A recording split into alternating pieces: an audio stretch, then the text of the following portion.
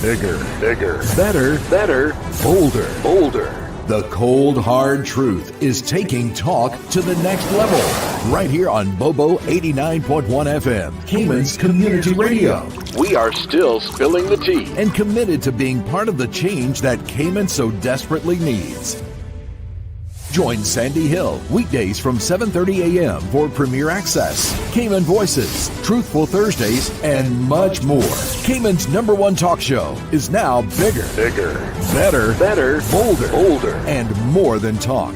Getting results with hot topics, consumer reports, court exposés, and more. I've come to set the record straight. I've come to shine the light on you. Let me introduce myself. I am the cold, hard truth. Now, from the CMR studio in Grand Cayman. Live, direct. It's the cold, hard truth. Now. Join the conversation on 345-936-2626. That number again is 345-936-2626.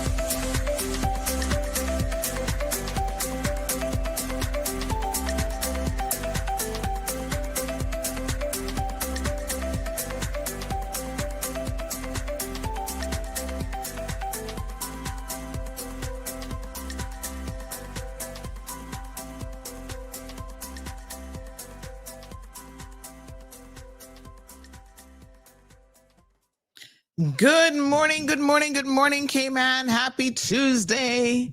It is September the 9th. I feel like it's somebody's birthday today. Whose birthday? Anyway, happy birthday if it's your birthday. I'm thinking about you. If I could only remember. I'm sure it will come to me here shortly. Hope that you guys are having a fantastic week so far. Yes, good morning, Miss Marva. She says, Grand Rising, Lady Sandra. Stephanie is here saying good morning, Sandy and CMR family. Happy Tuesday. Stay safe, everyone. Thank you so much. So I'm going to send out the links here shortly to make sure that everyone has gotten the respective links for the show. And we're going to we're going to get the ball rolling here. Now, I know it's been a minute that we haven't had some special guests in the studio because they take a little summer break where they can, enjoy some of the summer, hopefully with their kids and family. So I am happy to welcome back into the studio none other than Health City Cayman Islands. So let's go ahead and check in with Shamari Scott and see what he has been up to over the summer. I think you guys might notice a little bit of a change. Good morning, Shamari. How are you? Andy, how are you? I am good. I had a wonderful summer. So I'm happy and sad today, both. So I'm going to tell you why. Okay. I'm happy because summer is over and, we got the kids back to school and I'm here and fresh and have my coffee and CMR and Health City is back, Tuesday medical rundown. And I'm a little bit sad because, the season has started, Sandy. And the Dolphins are still on summer vacation. They didn't show up to the game. Oh, man. Yeah, we got beat really badly on Sunday. So, I was here to show off this beautiful mug that I got from someone special. And I can't even celebrate properly. But, the good news is we're back with medical rundown on Tuesday. Yes. Well, you better send them an email and tell them to get their act together because guess what? We need some good news and we need you to be in a good mood. That's right. Well, if you're gonna lose a game, lose the first one so that we can go ahead and win the rest. I'm still optimistic that we're gonna turn it around and definitely reach the playoffs this year again. All right. Well, I know for sure you will be keeping us updated on how it's all going. So thanks for the early update. So good to have you here. We have missed you. And I noticed, Shamari, it would be remiss of me to not say how much slimmer you are looking in the face. So tell us what's been going on that front. Yeah, man. So two things, right? For the new year, I said I was gonna always had promised my uncle that I would before he died many years ago when I was 8 or 9 at the time, if I can recall, that I would grow my hair at least once, which that's what you're seeing here. So I've had it back while it's been growing, but it's been growing a little bit more, so I can let it out now. And the other thing was that I said I would lose 40 pounds by the end of this year, and I really got on it in April, and I'm down 32 pounds. So it's between 6 to 7 nights a week on the elliptical, anywhere from 35, 45 minutes, or if I'm feeling really energetic, up to an hour that I carve out to be on the elliptical, as well as I've been putting in some basketball, getting ready for the over 40 league. So down 32 pounds, at least 8 more to go, and feeling good. Yeah. Well, you look fantastic. For me, I can definitely see the difference in your face, and keep it up. You're motivating me. As soon as my knee is ready, I was actually asking the physiotherapist yesterday. I'm like, "Can I get on there and do a little 5 minutes?" He's like, "Yeah, I think you're almost ready." So hopefully this week I'm going to start slow and easy, but just demonstrating that little steps can make such an amazing difference. And of course, you didn't get the bionic knees. So my youngest asked my father about his knees after he had gotten the second surgery, and he told him that his knees are bionic now, so he can run up walls. So he came home and told me, Grand, I can run up walls. I was like, too much about that, but you haven't reached there yet. Well, thankfully. But yes, I must say that, first of all, I looked when I saw you and I thought, Shamari, you're looking slimmer. The first thing that came to my mind is Ozempic, because that seems to be the quick fix for everybody these days. No. So I was like, are you going the Ozempic method? I tell you, Shamari was like, nope. I'm doing it the old fashioned way. And he even shared with me that if he's traveling and he doesn't have access to an elliptical, he's in the hotel room, just walking the length of the hotel room. So actually running it back and forth. Yeah, there's so many ways to get it in. So, and of course, we have equally missed Dr. Benoit, who is here with us this morning as well. Good morning, Dr. Benoit. How are you? I'm good. Good morning, Sandra. I'm good. Thank you. Yes, well, Dr. Benoit also takes his health and wellness extremely seriously. He is a runner. Is that right, Dr. Benoit? Yes, still running? Yes, still 3 days a week. 10K. Wonderful. Yeah. And you used to be a swimmer, but you gave that up. Yeah. Now I enjoy this running a lot now. So more on running now. Sometimes it changes that interest, Yes. Yeah. All right. Well, fantastic. Yeah, we gotta keep encouraging each other and doing what we can do. Yesterday I was reading a bit, Shamari, about the state of America's health, how they pay the most for healthcare, and yet they are in the worst condition. They don't live as long as everybody else. So even having access to healthcare and paying the most does not ensure better outcomes and longevity. And I know that the ethos at Cayman Islands Health City is very, very different. It's not about paying the most. It's about trying to get the best quality of service and outcome. So tell us a little bit about that in case anybody has forgotten in the few months that we've missed you. No, definitely. And from a Health City perspective, that's why even coming in to this year, we have a sister company that actually it started out the first phase offering insurance products, right? And health insurance. And that's to the wider communities. Not only a lot of people have a misnomer that it's just to use Health City. You can use just like any other insurance company. You can use any facility. You can obviously have access overseas and such as well. But one of the major components of the ethos behind that is to heavy up on the wellness benefits, right?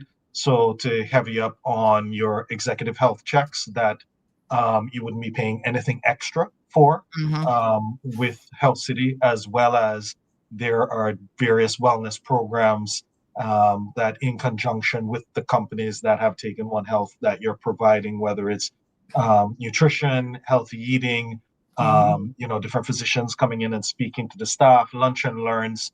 And the reason why we were looking at actually having that type of component is seeing the skyrocketing premiums that were occurring from a health insurance perspective. So even though you have some of the best healthcare in the Western Hemisphere as well as obviously in the Caribbean, if premiums keep increasing, if all of a sudden you start to get high deductible plans, if you're getting less items covered, especially from a wellness benefit, then over time people actually come to the hospital less and or get advice, whether it's nutrition, get your numbers from an executive health perspective so you can figure out where you are to have a plan.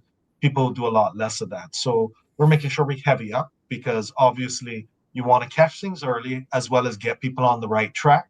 So you're not having those major events 5 years from now, 10 years from now that are very costly, right?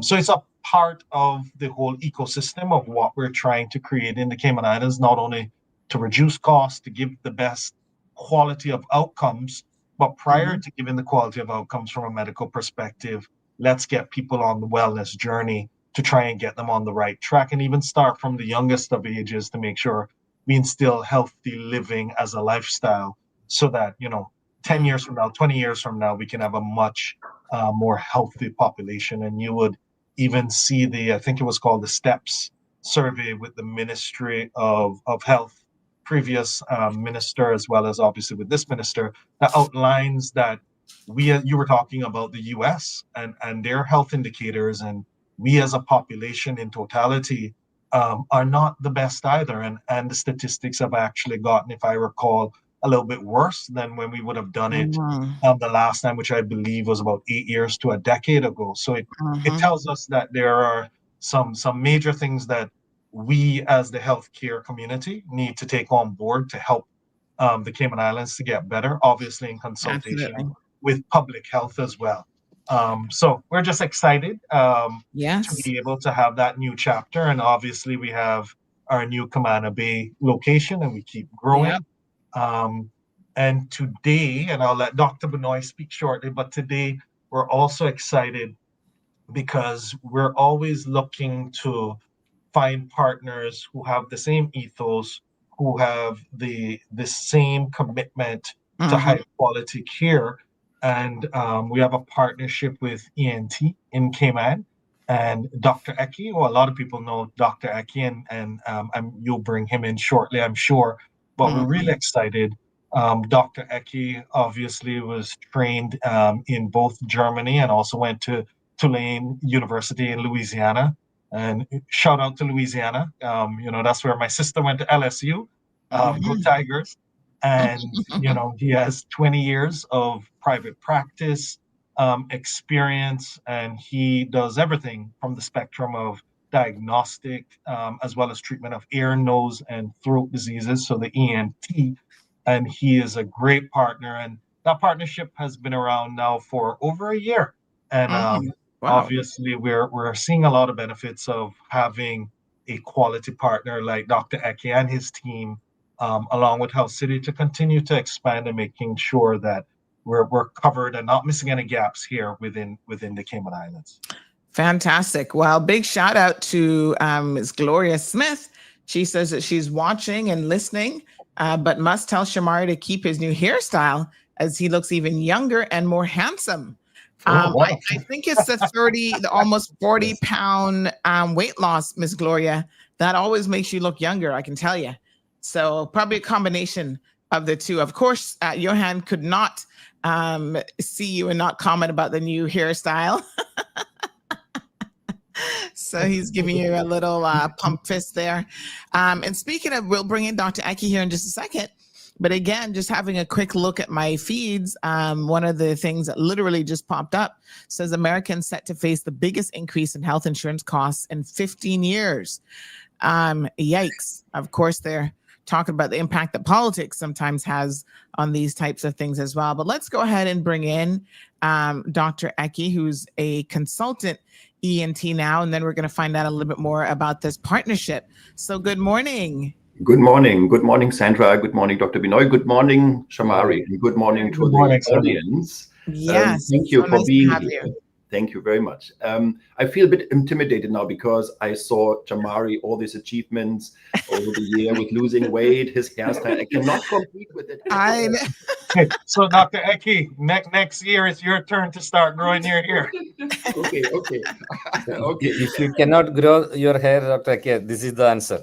Oh yeah. Put on a surgical cap, exactly. Okay. Well, thank you very much for this kind introduction. And you were introducing ENT in Cayman. It's not only me; it is the team behind me. And I also have Miss Kilcoyne with me today. She's our audiologist, and the topic we will address shortly, she's also involved. And I thought it's beneficial to have her with me and to answer questions and to give her input in this topic.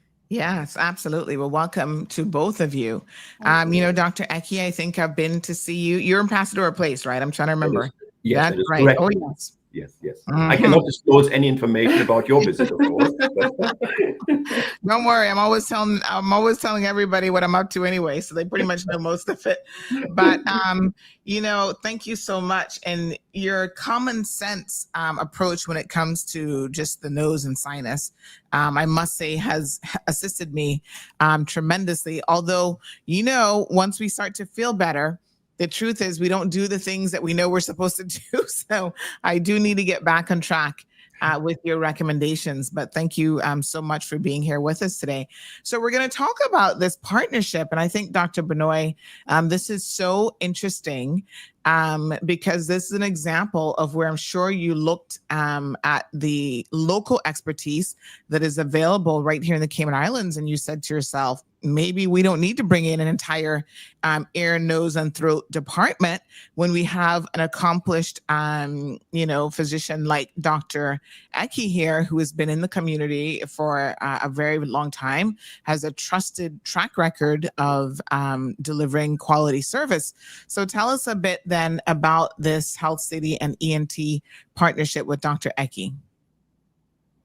Yeah, so Sandra, we started, almost 11 years ago, and at that time we were concentrating on our the clinical outcomes and the overall experience, all those things. Then, as we expanded over the past decade, we realized, actually, we knew that there are a lot of a good number of physicians and clinics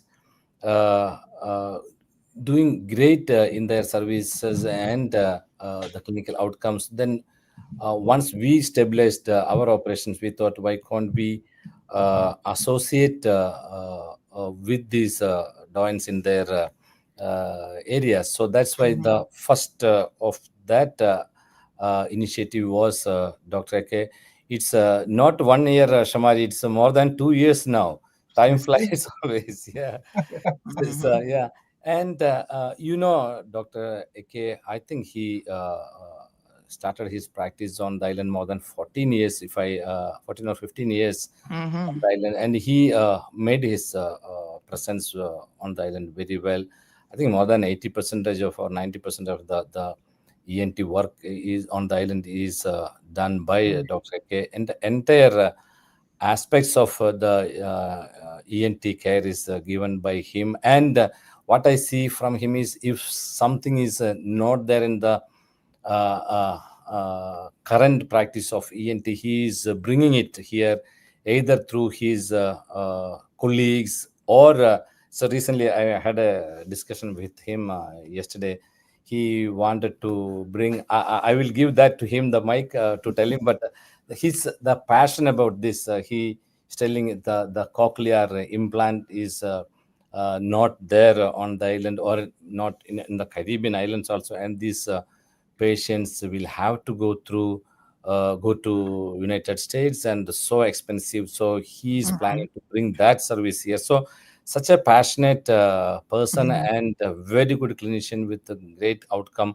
So this was our first in that initiative to bring the association of the great doctors on the island. So after that, that it is many other doctors also started associating with the Health City. So it's going very well, good partnership, and benefiting all of us, actually, not only the organizations but the patients. So I'll ask Dr. Eke to expand on that, his Yes. vision and Well, his plan and his experience, everything. Thank you so much. And Dr. Eki, I should say, it's always a challenge for me to see these medical terms and try to see if I can pronounce them on my own. So let me try it now. So Dr. Eki is a double board certified. Let me see if we can get this one. Is it hold on. I almost had it. No, otolaryngitis. Sandra, I had to go to med school 6 years to learn it. I would not expect. It's called otolaryngology, but that is very, very, very difficult. Let's say it's a long one. Ear, nose, and throat. and allergitis. Allergology means everything which has to do with allergies and allergens per se. Yes. So an allergologist. Yes, that is correct. You're a much faster learner than I am. Oh my goodness, these words. But I mean, you specialize in anything really that has to do with the treatment of the ear, nose, and throat. Everything from allergies, which we'll get into, sleep apnea, sinus, nasal disease, hearing loss, and balance disorders. Because one of the things that, as well as surgery of the neck and head, but one of the things that I've always found interesting is not only is obviously the whole body sort of really, really interconnected, but everything in the head in particular is extremely connected, right? So, I've been one of those persons who's gone to the dentist, and unfortunately the root canal caused an infection in the nasal cavity. And then I've got to come and see you to try to, an ENT specialist to try to get it sorted out. So everything is really, really interconnected. The hearing, sometimes if you're having hearing loss, you need to go and see an ENT specialist to see exactly what's going on. So tell us a little bit more about your specific practice, and we're going to talk about the full services that are offered as it relates to sort of everything here. Yes, see, ENT, as you very well explained it, I can't do it better, is covering the ears, the nose, and the throat. And it's really a vast field. It is something, if you nowadays, because with all the knowledge we achieve over the years, it is difficult to cover it on your own. So you say you just read what I cover, but it's not me only. It's the team behind me. So I do not do the hearing test. This is what Mit Kilcoyne does, and she does also the balance test. So it is really team effort.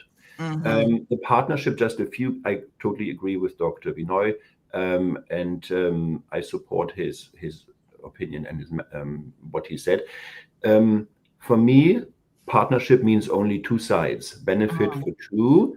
That means growing, developing, reaching out, giving the platform to what we talk in a few moments, giving the platform for new techniques, bringing it to the island, bringing it to the people, to the community. So the partnership serves not only two, it serves the wider community for sure.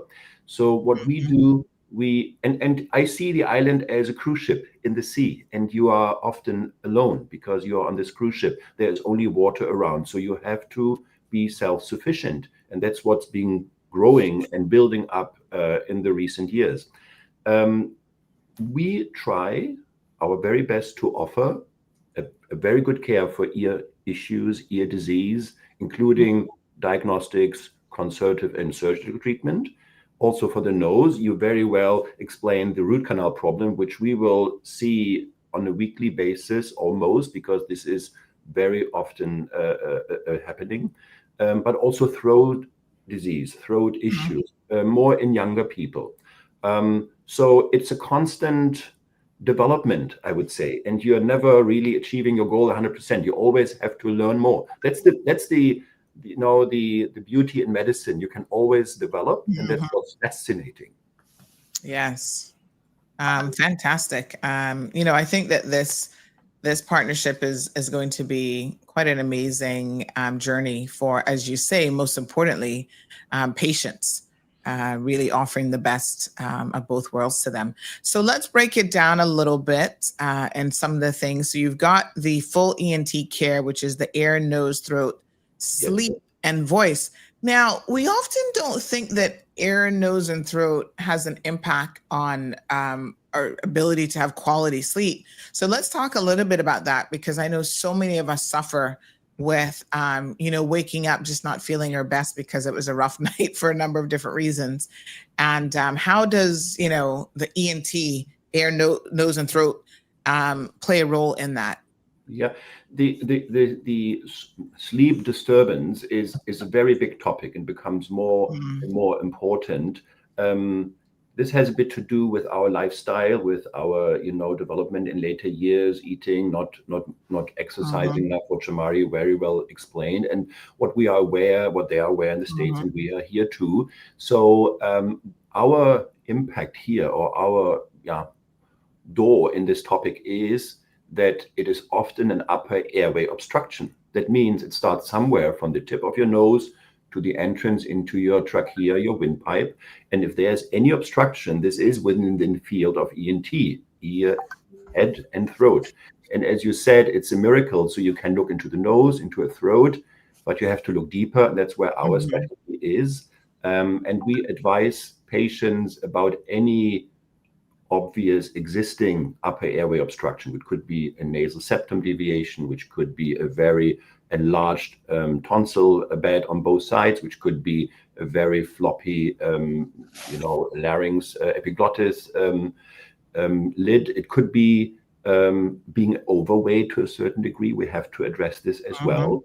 And based on these evaluations and based on these discussions, we start a topic which nobody really likes to address, So they are coming when if they are sitting in the chair, then they are suffering.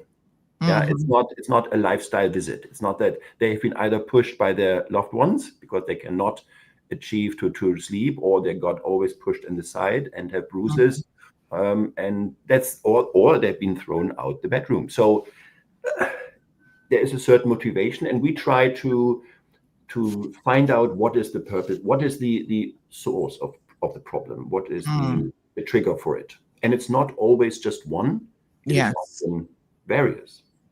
Yes, as I have discovered. So some of the more common things that impact the nose and sinus cavity are allergies, obstructions, and so, sinus surgery. Now let's talk a little bit about how prevalent allergies are, especially here in the Cayman Islands. I mean, I was surprised myself when, quite a number of things showed up on my allergy test. So everything from dust, seasonal allergies, pet dander. So if you've got pets in your home, sometimes you're mildly allergic to your pets and you don't even realize it, right? That is correct. Yes, because fortunately we're all pet lovers, most of us at least, and we love them and we want to be with them and we cuddle them, and we don't want, we want them best to sleep in our bed at night. And I think most in the audience who have pets will say, yes, he's right. On the island, I found that we have a prevalence for house dust a lot, house dust mites, mold, and pet dander. Why house dust and mold? Because we are living in an air-conditioned environment. And this is a big topic. You can do a whole section on this topic alone. The air conditioning, servicing, maintenance is so important, and unfortunately it's not always up to the task, and this let mold and house dust grow, and people having this allergy are exposed to it almost 24/7 because they're commuting from work to home, and if the employer is not really taking care of it, then they have an issue, and then they're struggling. We try to identify, and we have, fortunately for these type of allergies, quite successful treatment available, which we then advise the patient, and we monitor for this treatment, and we provide the treatment. So that is, in my opinion or my experience, a big portion of it. We also have seasonal allergies, but fortunately, because we're on an island with quite a good wind, It's going to the sea. We don't really have the season like in the North America area or like in Canada. We are not that much impacted by it. However, we are, because people are very mobile. They're traveling. They're going, as Mari said, in the summer, they're traveling, or, and then they go during the season, and then they are not prepared. So we cannot exclude them. We have to take care of them too, and we do. Yes. Or even the pollination, when that starts to happen, that can impact some persons as well. So the lovely young lady sitting next to you, she has a very, very important role when it comes to hearing and bone conduction devices. So let's talk a little bit about this, because again, as we start to get older, sometimes we don't notice, how much we're saying, what did you say, honey?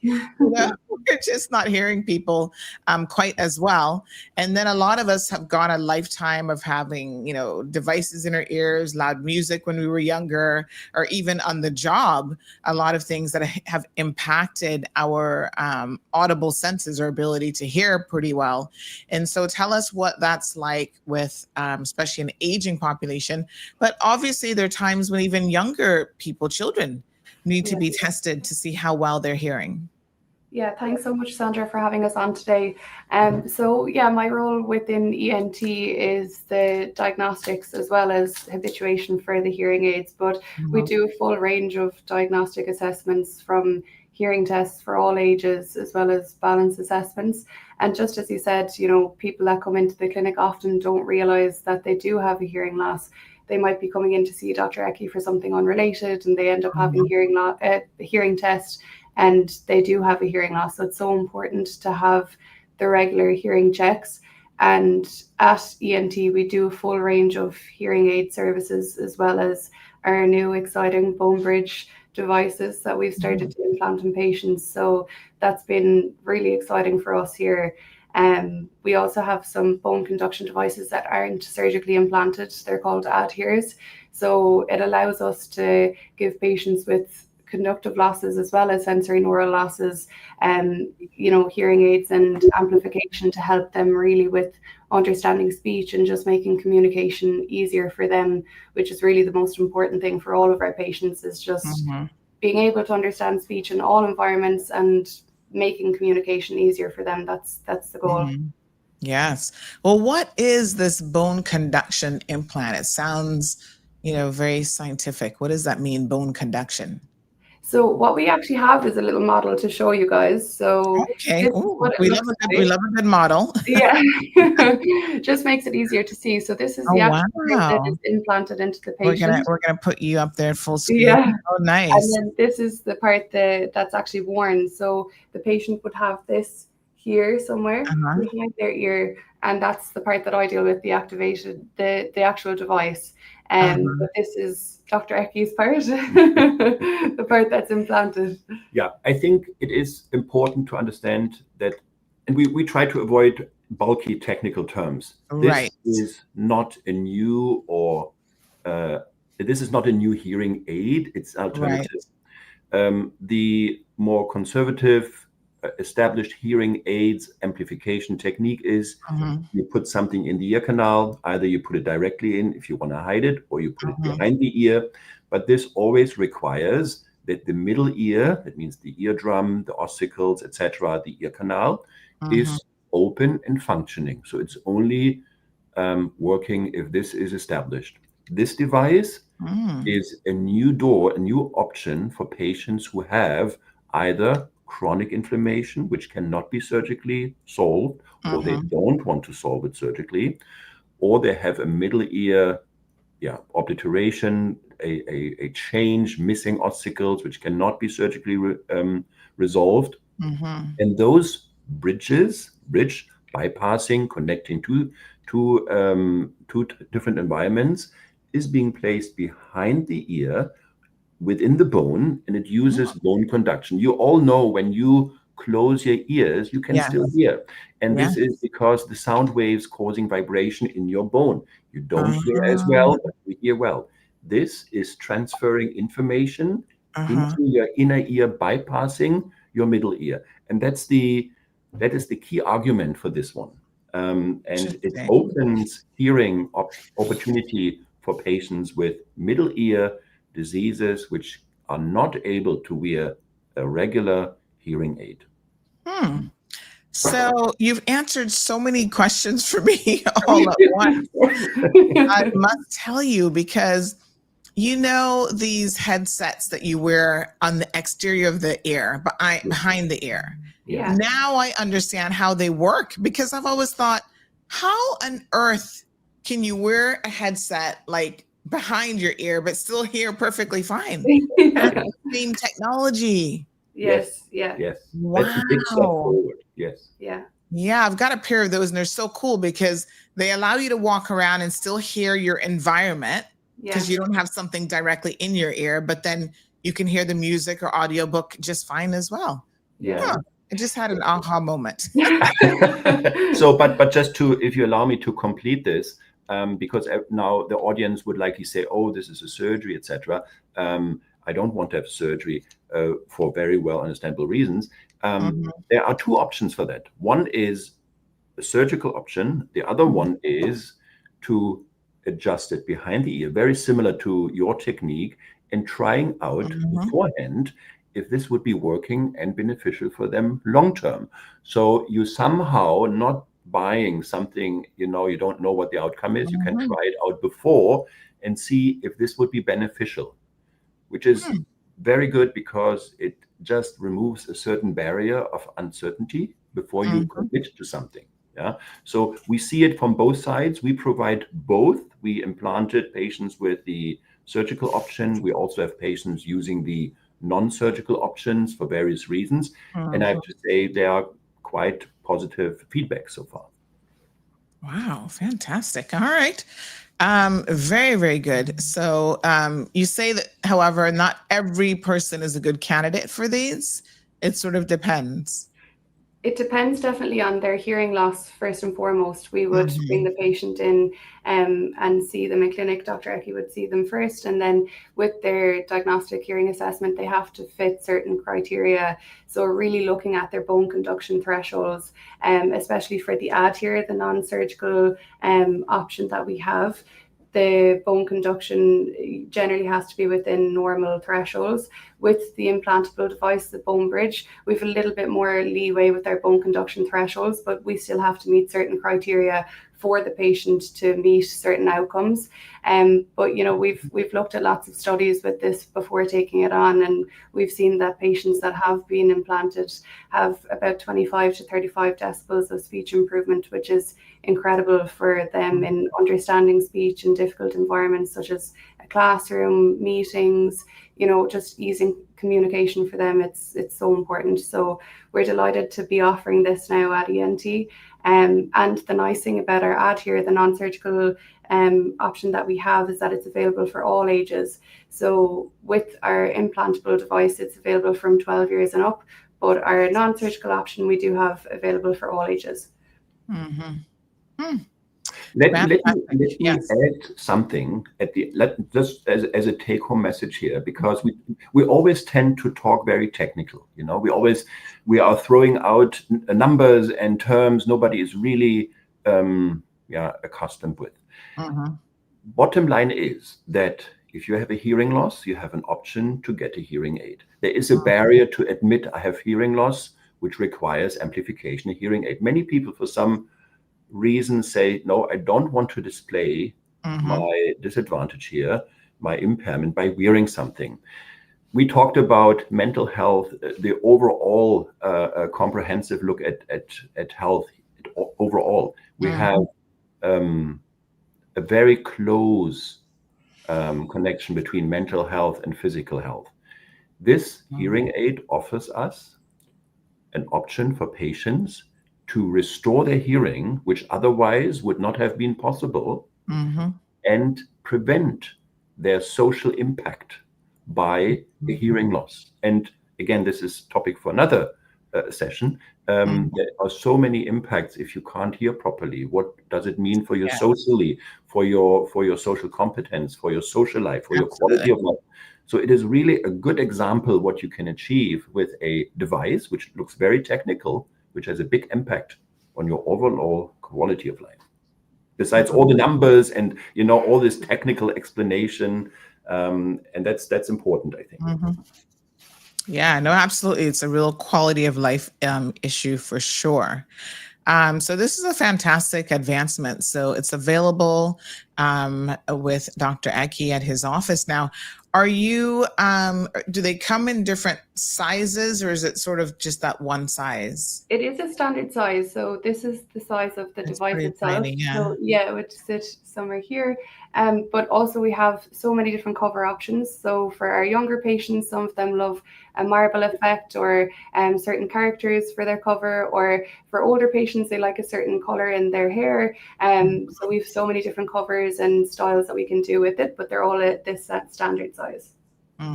Is there Yeah, any we can get a diamond effect, but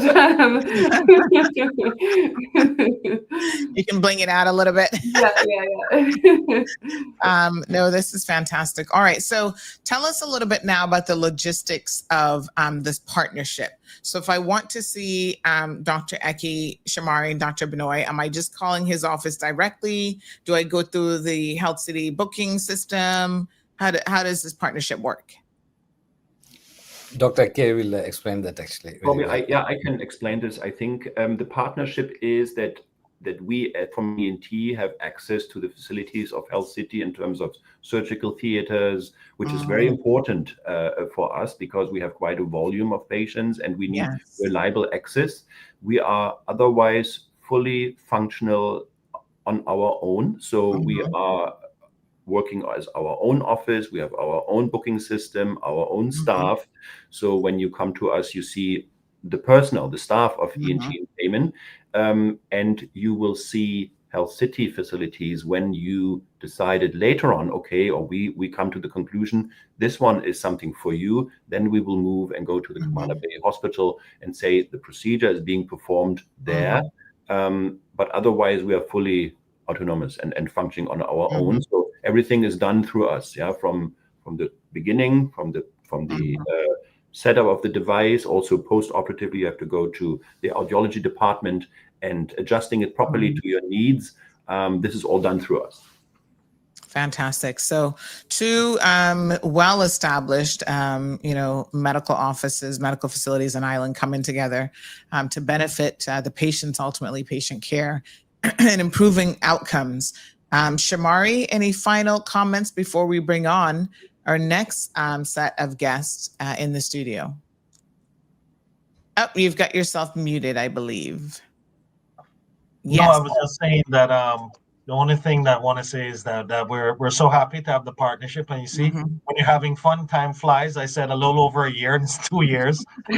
But we've really benefited, obviously, from the partnership with ENT in Cayman. And as we said, we always look to fill gaps. And even when they're not gaps in the Cayman Islands, it helped us to fill a gap whereby when we have medical tourists, when we have tourists that medical tourists that used to ask, do you have ENT services?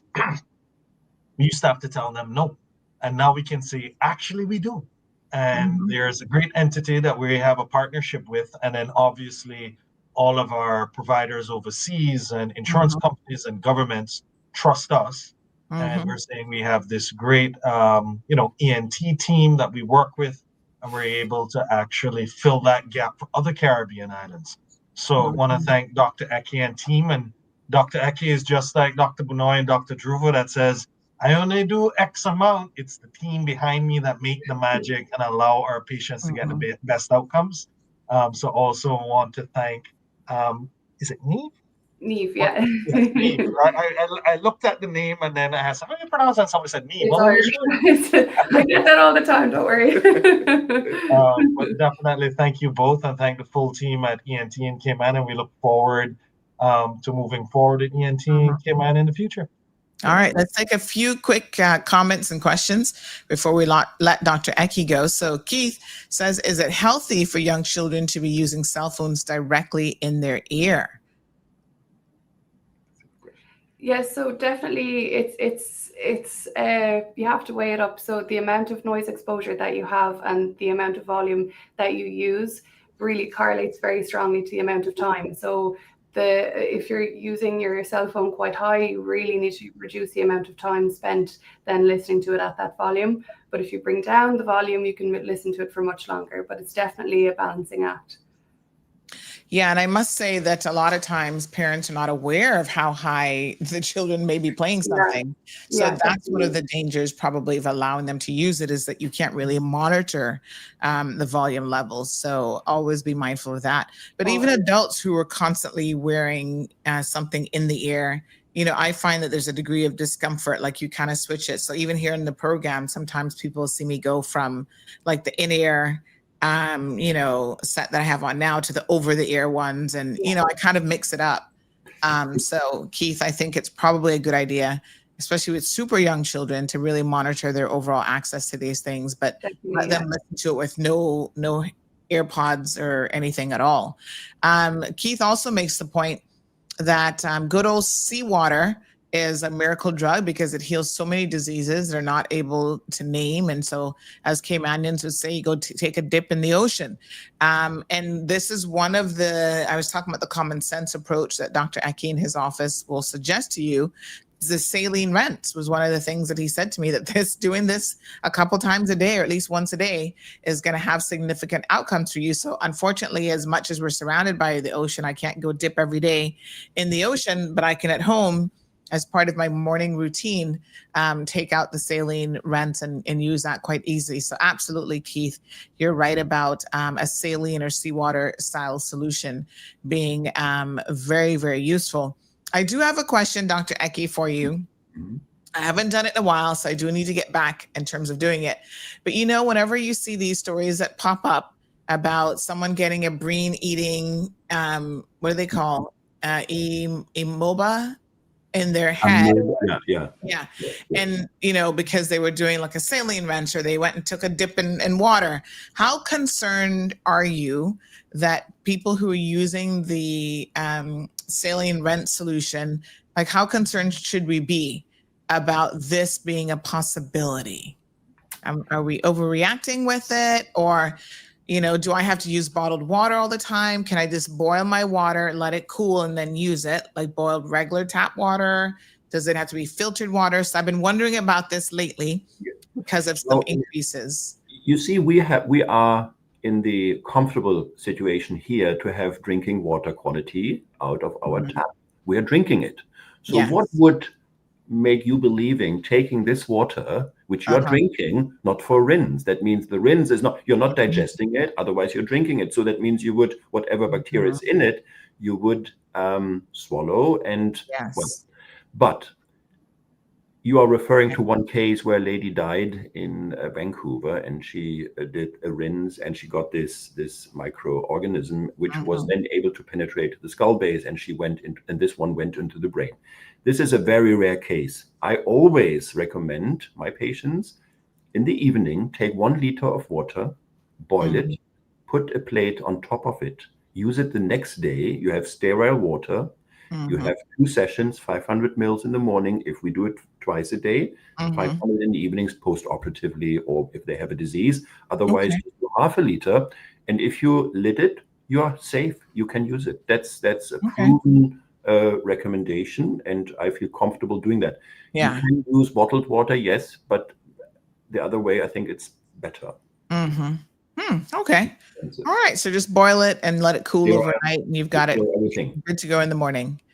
Very, very good. So Jim joining us says earbuds, I've read, where they can cause damage like infections, including fungus infections, due to the ear canal being closed off and causing moisture. So I guess overuse of them is certainly a concern, and maybe that's something that you're seeing that's popping up more common complaints in your practice. Yeah, one little comment here. Just take a disinfectant wipe and wipe them once a day. When you take them out, wipe them, let them dry. Take a non-alcoholic wipe, because an alcoholic wipe will disintegrate the rubber in your earbuds. Take a non-alcoholic and use it after it's being disinfected. Yeah, and a lot of smartphones as well now have, color coding on their volume control. So if you stay within the green zone, you're okay. But, you're moving into yellow and red, you know that you have to really reduce the amount of time you spend within those. Otherwise, you can cause a noise-induced hearing loss. Jim has a follow-up question. He says, I had cholesteatoma surgery back in 2004. Yes. My body rejected both implants to restore my hearing in my left ear. Is there anything that can be done to restore my hearing? Yeah, this is a role patient for what we just discussed, the bone conduction hearing aid, because he lost his ability to transfer the sound waves through the ear, but we are assuming that his inner ear hearing nerve, the cochlea, is still intact. So in this case, you would bridge it from the bone to the inner ear directly.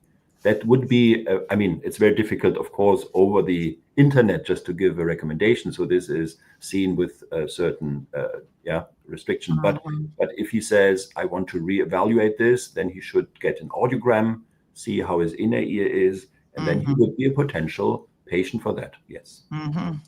So just to reiterate, Jim, perhaps you need to call them and make an appointment. But some real positive patient outcomes here, everything from clearer, more natural sound than traditional hearing aids, open ear canal, which is healthier, more comfortable use, small and discreet design, boost confidence if you have to use them. You can see a picture here with a young man who has one, and you can barely even see it really with the hair. And then improving communication, learning and social connection, and you have the both surgical and non-surgical options available. We do have a caller in the line. Good morning, caller. How are you? Good morning, Sandy. Good show today. Yes, thank you so much. And I thank Dr. Eggy for coming on there. I want to give him a big shout out. He saved my life. Wow. Yes. Yes. You want to tell us a little bit about that, or you're going to just leave it there?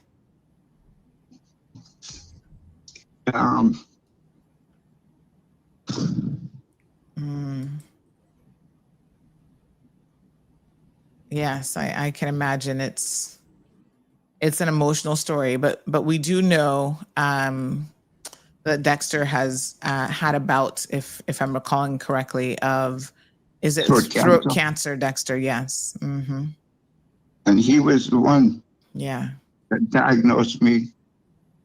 And I've been going to him ever since. Yes.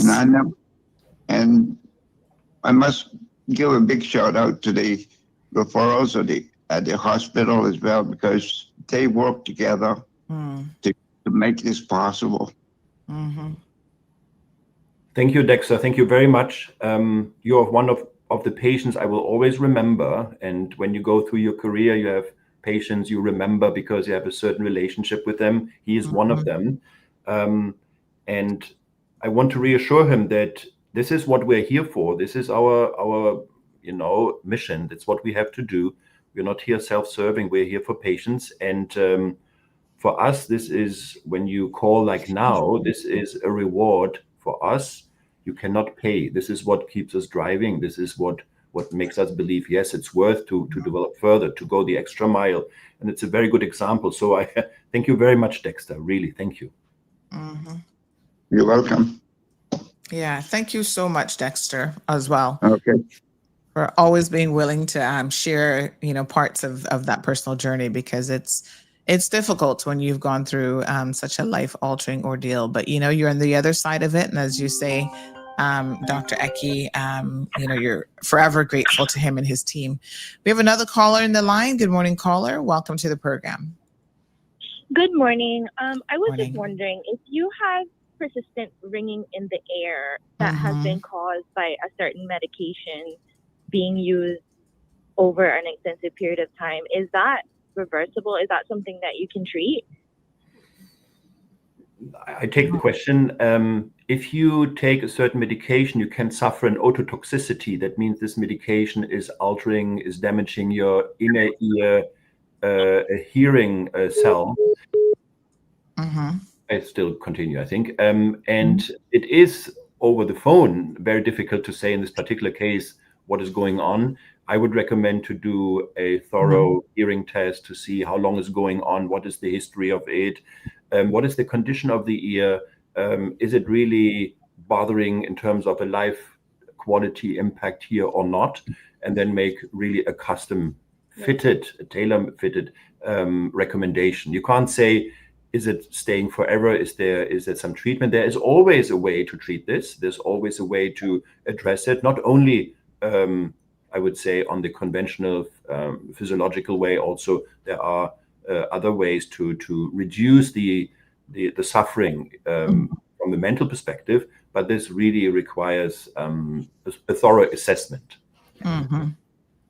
All right, wonderful. So why don't we go ahead and share some contact details? Of course, most people know how to contact Health City Cayman Islands, 640-4040, info@healthcity.ky. Their website is healthcity.ky. Dr. Eki, how can people best reach your office as well?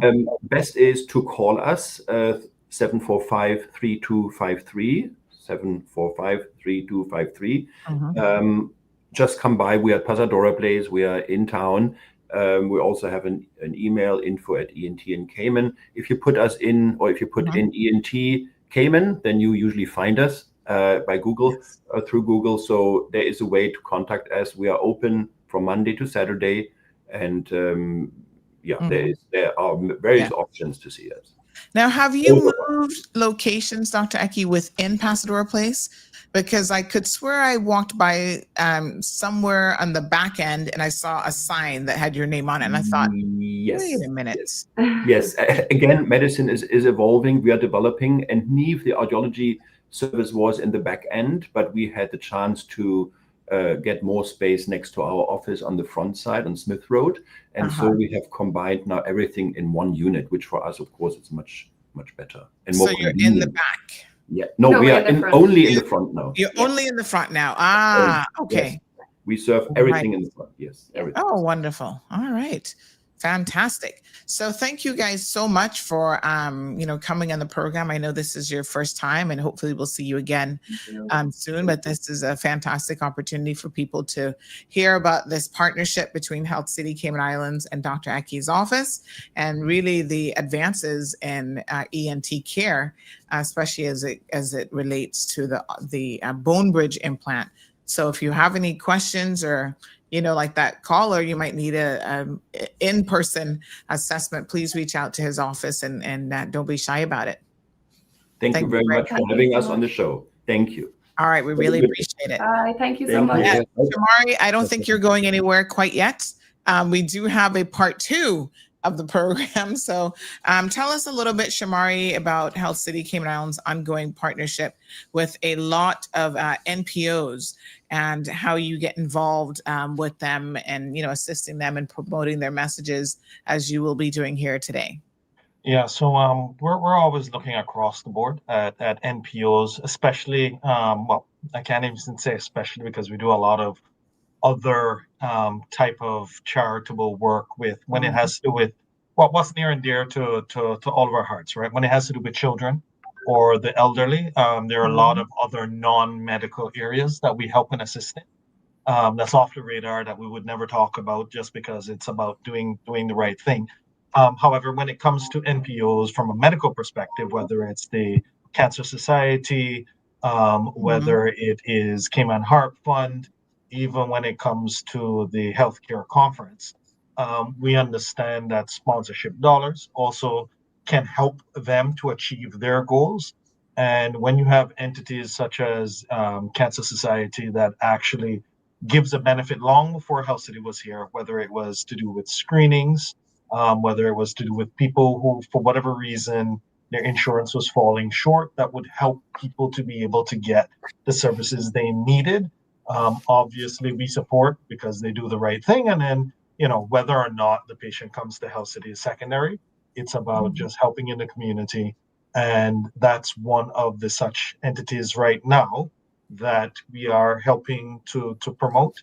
And the fact that we have the airwaves, obviously, they wanted to come on to promote Conquering Cancer the symposium and health fair. And we're more than happy to have Miss Shoreline on the program to be able to speak about when it happens, which I think is September 11th, and all of the different particulars. And this is one of the ways we can definitely help to give back by giving some of our time so that you can get those messages out as well. All right, so let's go ahead and welcome Miss Shoreline into the studio. Good morning, ma'am. How are you? Good morning. Yes. Morning. Good morning. So thank you for having me. Yes, absolutely. Oh, we do have a call. We do have a caller on the line. Yes. Good morning, caller. Good morning. Morning. I say I do want to give a shout out to Dr. Eki too, because he's a very good ear, nose, and throat. I never been to him, but I took my son to him, and that they had stuff on the back too, and then while I've been visiting his office frequent because my husband, ear, nose, and throat, Dr. Warma, which is the health city part of it, and he's a very good, very pleasant, very good ENT. Up to last month, I went to him, so they have two good things on the. And I was gonna ask about Mr. Dexter because I was gonna ask you what happened to him. We don't hear him if he was sick or what. Oh my God, poor old Mr. Dexter. He sounds so emotional because I was thinking after he his story. Oh, he's always listening to the show. I can assure you of that. Yeah, but he hardly calls in anymore. Yeah. That's why I wondered. I saw him when I went to Dr. Larson for my knee last month. But then I saw him, but I never get to speak to him because he was talking to some people, and I didn't want to interrupt. So I was wondering, what happened to him, if he was sick or anything. And I said, I tried to get on to somebody to find out something about him. But yeah, Dr. Eki is a very good ear, nose, and throat. I took my son when he had that problem because he had a busted ear bell, and he's very good. And then, like I say, I've been to him, but I've been to him with him, and he explained everything, and he's very good. And then now I've been visiting his facility a lot because that's where they've been making my husband go to. Well, they call him Warm Man, and I believe he went eat, but I don't know. But he's another good ear, nose, and throat. Very pleasant, very explains everything. They're very educational. So I do give a shout out to them, and Dr. Eki, because they got a good facility. Yes. Thank you so much. Thank you, Ms. Shalma. Overseas because, everything costs so much when you have to go in and, I'm no family members that assist you and all that. It's a good thing. Keep it up. Good work. Thank you. Well, all right, Ms. Shalma, thank you so much. Appreciate that. So we have I want to make sure I'm getting the name correct. Miss Shoreline. Yes. Yes, thank you. So of course, Health City continues to be involved in the community. Health City Cares, takes on partnering with a lot of NPOs to promote their events, to allow them space, during their segment of the show to tell us about amazing things that they're doing. So let's talk a little bit about your Conquering Cancer Symposium and Health Fair that is coming up. Well, it's this Thursday, starting on Thursday, the 11th. We're having our symposium, our CMEs, which it starts at 5 p.m. at Hotel Indigo.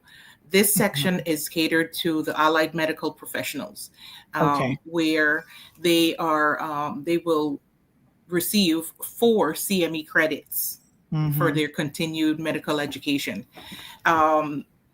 We know cancer touches everyone, right? So these events are about prevention, innovation, and giving people the tools they need to take charge of their health. On Friday, we will be having corporate lunch and learns, where the doctors will go out in the communities and they will put on awareness presentation, and they will be all over the island on Friday. And then on Saturday, we will be having a health fair starting at 9 a.m. until 3 o'clock in the afternoon, also at Hotel Indigo. And of course, we know this is the biggest event for us, health event, where we invite the whole community to come out. We will have lots of booths there. Health, anything relating to health and wellness, they will be out there on Saturday. Fantastic. So the CME credits which is valuable for the healthcare professionals, that event is happening at the Conquering Cancer Symposium on Thursday, September the 11th, starting at 6 p.m. sharp. Now, is it 6 p.m. until whenever it's finished, or do you have? We have a cutoff time. Yes. Okay. Yeah. So 6 p.m. we want to start on time. So we're asking people to come out, get registered. So we will be registering from 5 till 6 so that we can start sharply at 6 o'clock. Okay. So yes, this is accredited for 4 CME credits. So we start at 6 and we're aiming to finish by 9:30 because we understand people are coming from work and, so we don't want to drag it on. We have 9 speakers, both local and international speakers that will be there on that night. So this event is already sold out. However, we're still inviting those that have registered. Please be on time so that we can start on time and we can end on time. Okay. And you're going to be doing lots of discussions on prevention, early detection, and cutting edge treatments such as immunotherapy and personalized medicine, which I can tell you is really where a lot of, treatments are going now, particular to cancer. So that's going to be, I'm sure, very, very interesting. The theme for that is preventing cancer, advancing treatment, a new era of scientific innovation. 9 distinctive speakers. You're packing a lot of, professional speakers into that segment. Yes. As soon as it was announced, we had speakers coming in saying, I want to be a sponsor. I want to be able to speak. And of course, there's always a last minute, because it's something that it doesn't happen every year. So everyone wants to be involved. And so it's a great thing because we're seeing new innovations relating to cancer treatment that are coming out every day. And so this is a way for us to also get the word out there and, and be able to give back also to the medical community for all the work that they do and in offering these credits, the CME credits to them for free. Right. Now, is there a cost for the symposium or even this segment of the symposium? No. There's no cost, no cost associated to it. This is where we get our sponsors come in, so that we are able to put on these events. Sponsors such as Health City, HSA, Doctors Hospital, Baptist Health, and many others. They make this possible so that we can offer these training or these sessions for free to the allied medical professionals. Oh, wow. Fantastic. So this is where the Health City cares, where they really step up by being good corporate citizens as well. So on the second day of the symposium, which is the corporate lunch and learn on that's Friday, September the 12th. That's this Friday coming. Experts then will take to having these important conversations into the workplace. So is the lunch and learn at the same venue as well? No, actually, these will be in the corporate offices. I see. Okay. Yeah, so the doctors will go into the corporate offices and they will put on these presentations there to the staff of the whatever company that they're going to. This is something that we do on a regular basis, but for this session, we send all of them out at one time, So I do education My role at the Cancer Society is education and financial assistance. So I'm basically out there in the community putting on these presentations and with doctors. Sometimes I will get a doctor to come along with me. Sometimes if I can't get a doctor, then I'll just go at it alone. But most times I will have doctors from any of these facilities that they have partnered with us for events like these. Okay. So companies can host sessions where employees can learn about cancer prevention, healthy lifestyle, and new treatment insights. Now, if there's a company who's listening to this morning, their HR manager go, oops, how did we not know that this is happening? Is it possible for them to still get someone to do a segment for them on Friday? Or have they missed it? They can reach out to me, info@cics.ky, or they can call our office 949-7618, and we can arrange something for them. Okay. All right, fantastic. So do give them a call. And then the Health and Wellness Fair now, which is going to happen on the Saturday from 9 a.m. until 2 p.m. at Hotel Indigo. Once again, free, and this one is open to the public. What does it offer? Oh, there's a lot of offerings here. We will have health and wellness screenings, interactive workshops and presentations. We will have doctors also presenting short presentations, a little shorter than the CMEs, but we will have doctors there presenting. We will have product samples and giveaway, lots of giveaways. So come out and see what is available, because there will be a lot. There will be indoor presentation as well as outdoor. The outdoor will deal with fitness and you know, anything that has to do with movement will be outdoor. And then of course the booth and the presentations, doctors' presentations, will be indoor. You've got a chock-full 3-day event coming up for this Conquering Cancer Symposium and Health Fair. So folks, come on out to the health fair. That one's going to be open to the general public.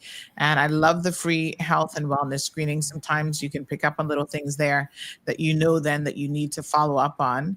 And also that you're adding the interactive workshops and presentations. Again, 9 a.m. until 2 p.m. at Hotel Indigo on Saturday, September the 13th. And that is this coming Saturday, completely open to the public. Any final messages for us before we say thank you and bid you adieu, Miss Charlene? So as we know, the symposium brings the science, the lunch and learn brings it to the workplace, the wellness brings to the community. So together we can create a full circle of awareness, prevention, and hope. And we encourage everyone to come out to the health fair on Saturday and see what is available and see how you can take charge of your health and live a better life. And together we build a healthier Cayman. Fantastic. Shamari, Health City Cares. You're putting your money and you know, support where your mouth is. I think you got to unmute yourself. See? Yes. My wife wished this mute button was in person. But just want to say I apologize, Ms. Charlene, for mispronouncing your name when you first came on, but just to state that Health City is always looking to be a part of the community and to help in both quiet and loud ways when we can. And, you know, Ms. Charlene, and all the work that you and your society does benefits so much people in the Cayman Islands. And we just once again want to thank you for all you do. And Health City will always be here whenever you need us to help in any way we can. Fantastic. Miss Barbara, giving a big shout out. She says, cancer survivor here watching from Florida. Thanks for all that you're doing. As Miss Charlene said earlier, cancer is something that will touch all of us at some point in our lives, whether it's, you know, for our own health or that of our loved ones. It is just that prevalent. And there's so many different forms of it. It's good to know that there are organizations that are offering education, you know, wellness fair and support. So Ms. Joy, good morning to you. And we had quite a few people watching from Florida this morning. So let me thank you again. Miss Charlene for coming on the program and sharing this event and taking the time to inform the public about what you have going on in terms of this event, because I think it's a great opportunity for people to come out and have access to this on Saturday for the general public. The corporate lunch and learn, your organizations will have that in-house. And then, of course, if you're a medical professional, you can get 4 CME credits on Friday, starting at 6 p.m. My apologies, on Thursday, September the 11th, but make sure that you show up early. All right. I think that Thanks for having me. Yes. I appreciate it so much, and good luck with the event. I will stop by on Saturday, so you should see me on Saturday. All right. Yeah, fantastic. Sounds good. All right, Dr. Benoit and Shamari, thank you guys so much, as usual, for joining us. Really appreciate it.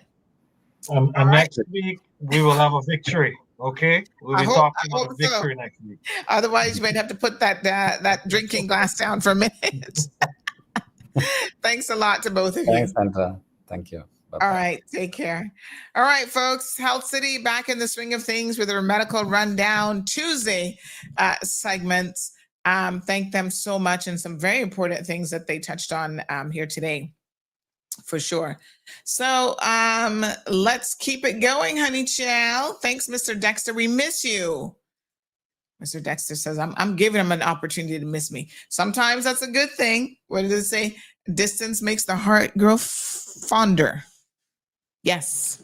So nothing wrong with that. Make people miss you. And then when you call in, they're like, oh, it's Mr. Dexter. Where has he been? I've been thinking about him. You see? Honey child. Good morning to the beautiful Miss Anne. How are you? So good to see you here. I've been noticing you lately, popping in more often. So let's have some open mic opportunity now. Phone lines are open until 9:30, 936-2626. Honey child. Well. We got a lot going on. So let's talk about it. First of all, in the news, we've had some really crazy and wild stories on the side of, the police reports.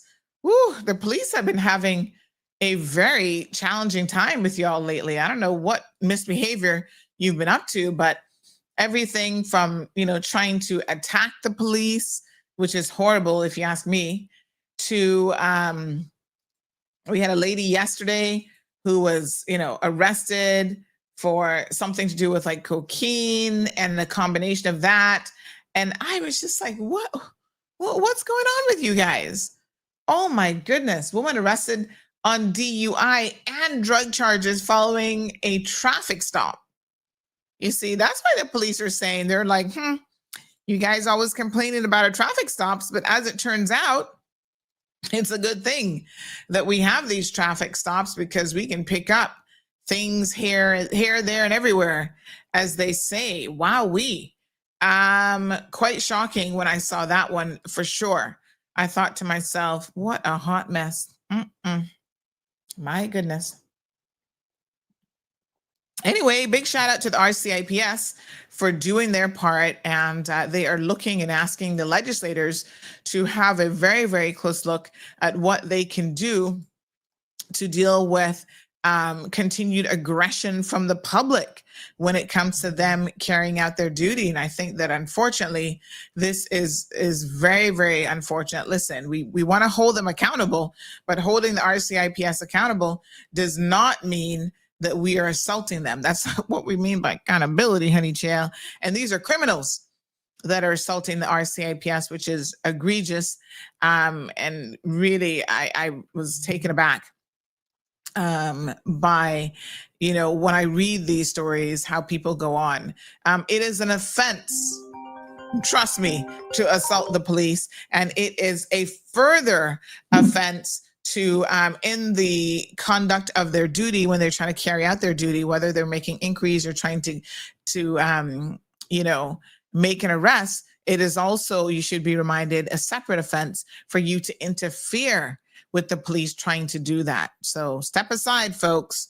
and let them arrest who they got to arrest. You can make your case later in court if you think you have one. Good morning, caller.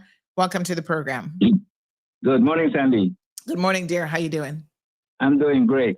Good, good. I just want to say this. Mm-hmm. We are having these kinds of episodes with the police in Cayman. Yeah. Simply because of the attitudes of the police. And when they come to a scene of something that is reported, it's the demeanor in which they come. They do not come to ask particular questions.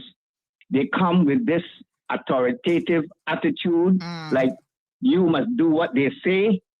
And if you even want to speak, they tell you that to shut up.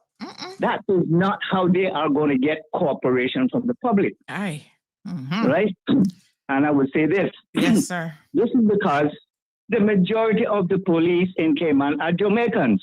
And they are used to this aggressive style from in Jamaica. That does not work in Cayman because, listen, not all Caymanians are passive. Some of us are very aggressive, right? Yes. And we are rambunctious.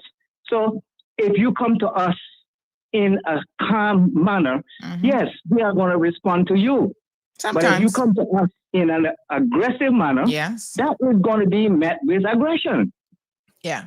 I say that to say this. I had an incident on the 17th of last month, where I was traveling, going to see a friend around about 8 o'clock in the night, traveling on Paxton Street, which is off Smith Road.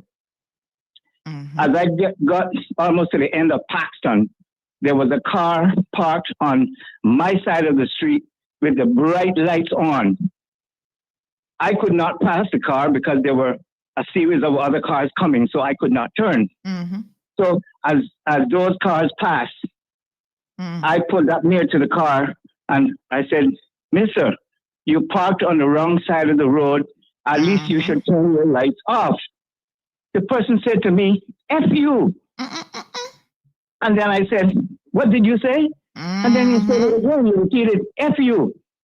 And I jumped out of the car because I had had a previous incident with someone who tried to pull up in front of me, got out the car with a knife, like they want to rob me. But then I grabbed my cutlass, and when they saw that, they took off and they run. So when this person said that the second time, I grabbed my cutlass out of the car and I went towards them, and they started running because this person was standing by the car. So the driver of that car, he took off and ran and drove away. Now I run behind this person because, to God, I mean, anyhow I had catch him, I was going to take his head off. I didn't care, right? Because you are parked on the wrong side of the road, and then when I say something to you, you're going to be disrespectful. And then furthermore, you're not even Caymanian. That even makes it worse. That made my blood boil, right? Wow. Anyhow, I ran after him a couple of times, and he kept running. All right. And then he started hollering. So some other neighbors, including my friend, came outside and saw what was happening. So they say, "No, please, don't hurt him." So they protected him from me. All right. He then turned around and called the police, and the police came. But when the police came, there was 6 police cars, 2 task force cars and 4 regular police. Altogether, there was 11 police. For what? It's like they didn't have nothing better to do. Anyhow, it turns out that when they came, they walked over to the person, and they wasn't even with him 10 seconds. The person just turned it over and said, that's the person over there with the cap on. So the police came over to me. They didn't ask my name.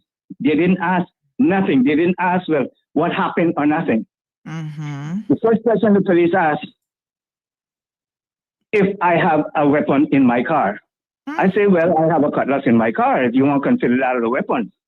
So then the police said, well, we have a report of an incident. I said, what incident? Nobody didn't get hurt. Right? So I would then try to say what happened. I was told them to shut up by the task force. Oh, wow. And I mean, they were there with guns. Wow. Right? So this is the kind of attitude and the pushback the police is going to get in Cayman. And I can tell you it's going to get worse because they're going to back up on somebody. They're going to have pistols and they're going to get shot. I mean, I think the truth of the matter is they're bucking up on those people all the time. So I hear you, and I'm going to agree with you up to a point, because I kind of am of two minds when it comes to this. I mean, let's be honest, being a police officer cannot be an easy job, right? So yes, I think that all of the things that you speak about, having respect for people, all of those sort of pleasantries is important. But when you're out there in the field, let's also give them the benefit of the doubt, right?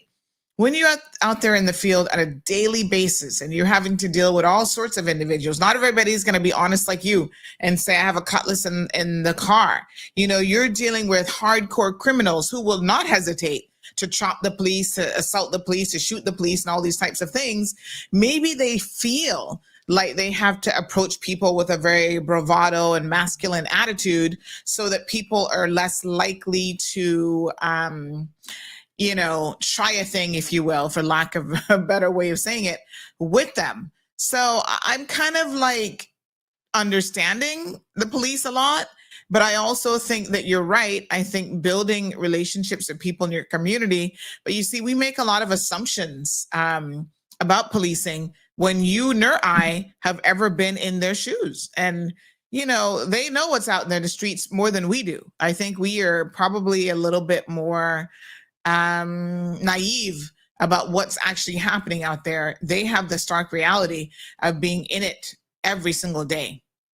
So yes, I take your point, and I do understand also the point that you make about Jamaican officers a lot of times as being aggressive, because again, the environment in which they come from, if you don't approach people with that attitude in Jamaica and you're not aggressive and let them know who's boss from the onset, you will end up dead on the streets of Jamaica. That is correct. And it's not so much so here quite as bad yet, but to be fair, we got enough criminals running around the place. We're getting there. Yeah, it's sad. But I just want to end by saying this. You know, the commissioner needs to look into this aspect. We need to get back into community policing.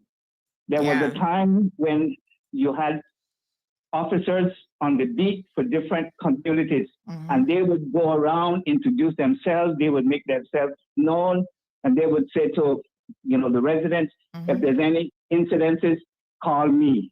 Right. You don't see that anymore. Yeah. I get on the road every day and I drive. Sometimes I drive all the way from Georgetown to Button Town. I don't even pass one police car. You no longer have a traffic department, which makes it worse again, because every day there are accidents in this country. I mean, already this morning, I think there was like about 3 accidents, you know? I'm understanding that we're having an average of something like 7 to 9 accidents per week. Oh God, it's ridiculous. It's and let me tell you. This is because people have no fear of the police because the police is not there. People are driving. I think times have changed. I mean, honestly, I think people have no fear of a lot of things these days because the population is different. You know, we have imported a lot of people, so they're bringing their attitudes and whatever from where they come from as well. And so, yeah, I mean, I think there's a lot involved in it that's you know, from a social perspective, the police really need to keep a very keen eye on. But thank you so much, caller, for your contributions. I also just want to end by saying this. Yes, sir. I am not one of those Caymanians that is passive. Yeah. If you push me, it's going to be a pushback. Simple. Yeah. Okay. Thank you. Thank you so much. So yeah, I mean, like I said, I'm going to give the RCIPS a little sliver of space here because I understand that policing, not just in this jurisdiction, but quite frankly, policing all over the world is a very, very difficult job. It ain't easy, honey child. And I don't envy them in their role at all. because, you know, they see a lot, and I suspect they probably only share about 1 or 2% by way of press releases, you know, what is really going on. I keep encouraging them. This is what I always say to them, you know, yes, they have their community policing division. They have their, what do they call the officers that are community officers that are in the various communities? So they're kind of out there. They need more of them, to be quite frank and honest. But I also do believe that they could be doing more in terms of being more forward facing. You know, the last time Kurt Walton was here, which is his first time any police commissioner showed up, we had like what, over 600-700 people on the live stream listening to him. People want to know, people have concerns, and they want to know what is going on with the RCIPS. And I think that, you know, if they're serious about their communication game, which, by the way, I know they were hiring a new communications manager after the last one left. That's been a couple months now. We haven't heard about a new one being hired. So I kind of wonder what's going on there. But, you know, you got to meet the people where they are. And like he said, gosh, he's never been to a community meeting where he had 500, 600, 700 people show up. But they're going to listen to you online, on radio, on social media. So go to the people. Make it a once a month, you know, endeavor, a once a month standing appointment. Come and talk to the people. You would be surprised the rapport that you would be able to build with the community. Introduce these community officers. Tell us on here, how can they be contacted? What are their telephone numbers? They all have government issued phone numbers. Share that information. I mean, come on, I'm not your PR person, but I'm just saying. These are some of the things that you need to be doing. Now, in relation to this 47-year-old woman, we don't know who she is, but she was driving on the wrong side of the road around midnight on Saturday. Now she's facing multiple charges, including driving under the influence. We'll get her name because these things are a matter of public record. So not to worry. This is where, you know, Renee does an amazing job on the website, but she's not quite the detective that I am, or as Caymanians would say, she's not as nosy as I am, because the first thing I would have been like, who the heck is this woman? I need the details, who she is, who her mama is, who she for, where she come out from. Those are all of the details that I would be inquiring about. And I'm going to now message the court's office because, quite frankly, I'm curious. I want to know who this woman is that was 4 times over the legal limit, driving on the wrong side of the road, about to kill somebody. What the heck? A blood alcohol content of 0.314%, nearly 4 times the legal limit. Jeez, peace. She was hell-bent that night on killing somebody. It's a good thing that officers on patrol along the Godfrey Nixon Way actually saw the vehicle on the wrong side of the road and decided to pull her over. Good morning, caller. Good morning. Me again. I just want to say this, put in this little piece. Yes, I agree with some of what the last caller said, but they got some fairly reasonable police out there. I agree. Some of them are really foppish and try to handle you away because I guess they think that, well, like they got a stripes and stuff like that. But then, like I say, respect, earned respect. And this is what I'm saying. I've been in jail yet, but I had to call them, you know, for several things and things. And I've had someone to tell me, you know, when you're trying to explain something, they want to talk and telling you to shut up. And I said, well, you need to listen to me too, officer. I mean, I don't be rude, but you need to listen to me. And then when I explain my side, then you tell me, you know, what you have to say. So I will agree that some of them are faced in the law that they can handle you. And then another thing that some of them do is if you arrest, I've always learned this, if you arrest a drunk person, most of them, because they are intoxicated, you have to know how to deal with them.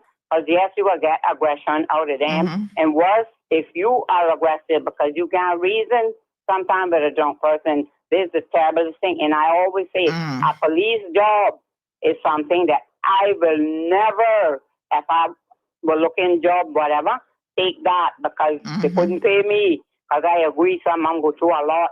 And I think I would prefer to starve or beg first because I remember when my daughter was small, were coming up, get teenagers that they were looking police and somebody suggested to her, I think you'd be a good police. And I remember my son telling her, he used to say, Juvita. He didn't used to say, he said, Juvita, don't even think about it. That was he tell her, yes, and especially when came on, I wouldn't want to be in. I agree because I watch things and I see how some of them Jamaica police handle people. It hurt my heart to the core the other night. I was watching and I don't know what the guy done because I never seen that, but all of the people were like cursing him and saying, what he done you? And they had the guy cuff. And I've learned that once you cuff a person, they're impaired and you're not supposed to ill-treat them. And there were three and one, they had the guy up against the car, they had him up and then they turned him wrong. And one grabbed him in his throat and was choking him, and the next one was pulling on the little piece of chain that be in between the two handcuffs. And that little chain is very, it's not long. And I understand that once you cuff a person too, and you touch them cuffs like that, once you touch anything on them, that be tightening on your wrist, and it can stop circulation, and they can embed in your hand. And I say, oh my God. Then one other time I seen him arrest one, they lick him up with the baton, and I mean they bust his knee up. You had to see how his knee was bust up, and they ordering him to get on the back of a truck. Cause Jamaica police, most of they be in trucks. They don't have a dry car unless it's the white wall. And they grabbed him and he couldn't get up. And they kept picking him, and the guy knee was bust up. You could have seen it bleeding. I said, "Oh my God!" I mean, it's like I said, it's a thin. I feel like it's a thin line, and they do go overboard all over the world. Trust me. But I also see that when they respond too soft, their lives can also be on the line. So it's not an easy job, but what a hot mess. I know, but that's one job out of all of the jobs that I think that I would have to be really dying. Happily, because playing want yes, and I agree. But then some of them can be, calmer than what they are, and what I call it. So it is two ways. Whatever it's what it is the same. But and I see her lately with playing. I'm been getting licked up here. They've been getting attacked when they go try to arrest people and stuff by woman and man. So I say no, sir. It's a mess. I tell you. But like I tell you, that's a hard job. Thank you, Ms. Sharma. Yes, for sure. Some of them are faced it. No putting nothing at one side. Some of them really faced it. Thank you. I appreciate it. All right. Miss Abby said she missed Miss Sharma. She said, hi, Miss Sharma. I missed you. So yeah, listen, I mean, I think it's a difficult job. Like I wouldn't want the job either because I would be cracking y'all heads left, right, and center. You know what I'm saying? It is also, in a lot of respects, a thankless job. But I do think, like I said, yes, you can win more bees with honey. But ultimately, you also need to, as aisle 2025 says, they are the authority. So it is a thin line because, you have to go in there and assert yourself. If criminals see that you're weak, honey child, your life is literally on the line. So yeah, maybe it's really having the ability, and this is where perhaps having a discerning spirit comes in. You have to have the ability to figure out a situation very, very quickly and figure out whether or not someone is hoodwinking you or whether you can believe, what people say and all that sort of thing. So child, it ain't easy. Like I said, I don't envy them at all. Every time I look at situations in the States where an officer is like ran over by a car, they're shot or whatever, they need those body cams. Trust me, they need them. And I have always wondered why they've not had them. And I'm glad to see that now they're pushing to get them in place a lot quicker. Because it's not just intoxicated people that they have to worry about. It's about people, who are gangbangers and hardcore criminals. Now look at this lady. She driving around with several packages of suspected cocaine and an undisclosed amount of cash on her person. So wowee, she might have been dealing I don't know. They've arrested her in suspicion of cocaine possession, consumption, and possession with intent to distribute. I'm guessing that based on the quantities that she had on her, that was probably the only logical explanation. Now, she hasn't been charged yet. So I think because she's only been arrested, we might not be able to get a name quite yet until they charge her. But we'll try to keep an eye on this story and let you know who she be, honey child. Okay. So Grand Hyatt development. This is the new one that is being built next to the wharf practically.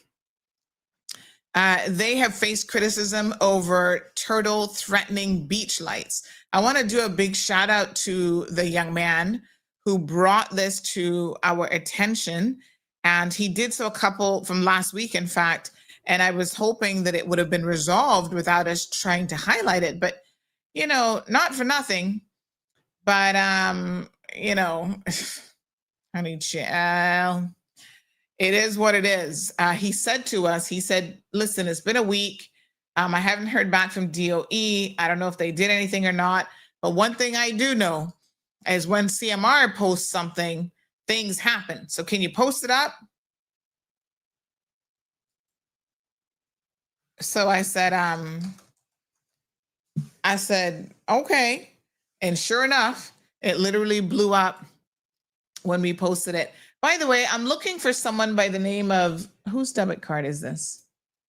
Hold on. The name is Evern Orlando Hibbert. Evern, Evern, Orlando Hibbert. If anybody knows him, please ask him to reach out. Your bank card has been found. Again, Evern, Evern, Evern, Orlando Hibbert. Your bank card has been found. So let me just make a note here of this, because some of y'all be waiting all weeks later to come forward. Oh yeah, I heard my wallet was done there, my bank card, blah, blah, blah. And I'm just like, really? You could not have wanted it that badly. And then it's a task to try and find the messages all that time later. So Mr. Hibbert, come forward. Somebody has your bank card. You know, I dropped my bank card the other day. One of my neighbors found it on the street because I was trying to, Marlon was a bit tired and I was like, oh, I don't want to wake him up. So I was trying to walk the dog, which I'm still a little bit, you know, not so easy on my knees. But yes, I ended up going and dropping my phone. And I keep my debit card. I have one of these phone cases where it's actually in the back of this. I don't know why I'm showing you all this, but anyhow, don't worry. I hardly has any money on it because I only put money on it when I know I'm going to use it. But anyway, I dropped it. I have noticed that anytime I drop this, it's a great thick case. It does a wonderful job protecting the phone, but it seems like this always flaps out and the card came out. It has happened before because one time I misplaced it in my house and that's what happened. It was in the closet because I dropped the phone in the closet. But anyway, yeah, so dropped the phone and my debit card flew out and one of my neighbors came knocking on Saturday. He's like, hey, I was walking my dogs and saw this. Isn't this your card? I was like, damn, I didn't even know that I dropped it, honey child. All right. So we also have a person who lost their wallet on the beach. So if y'all found anything, by all means, please come forward because this poor person is looking for their wallet as well.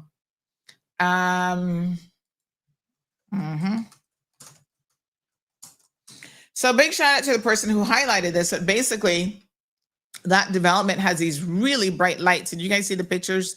They have these really bright lights up and someone sent us photos and they said, listen, this cannot be good for the turtles that are trying to nest. So look at how bright that is. And they said, you know, can you please post this up so to see if you can't get Hyatt to turn this light down. It is super bright. I must tell you, it's like, wow, looks like the sun. And so they said that they had reported it, but they know that they say, I know your channel has a lot of media to choose from, But basically, I feel that it was an egregious offense of wildlife care and no action has been taken since reporting it. Well, DOE did reach out to them, Department of Environment, and they asked them to turn it off, honey child. And I guess they ignored the Department of Environment. So I'm curious now, after last night, did y'all see any light? Did they ignore it still or what? Because y'all not easy, let me tell you. So yes, I'm hoping that this is no longer an issue and that they have since dealt with this.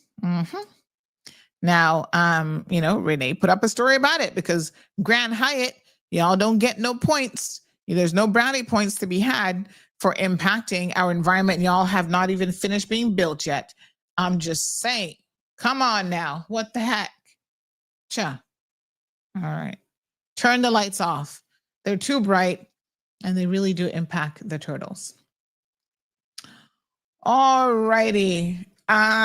So we have a listener to the program who says, yes, body cams are a great idea for both police and the accused. Because, some people give you one version of a story in terms of what happened. And what can I say, except that, their story might be very, very different than what the police claim happened. Protect yourselves, get those body cams, even in the cars, get those installed as well. I'm 100% in favor of these things being in place. I think that it helps, quite frankly, everyone involved. Yes, that's unrefutable evidence. When the person's arguing, well, that's not what happened. It's like, there you go. All right, so Grand Hyatt, sort yourselves out, please.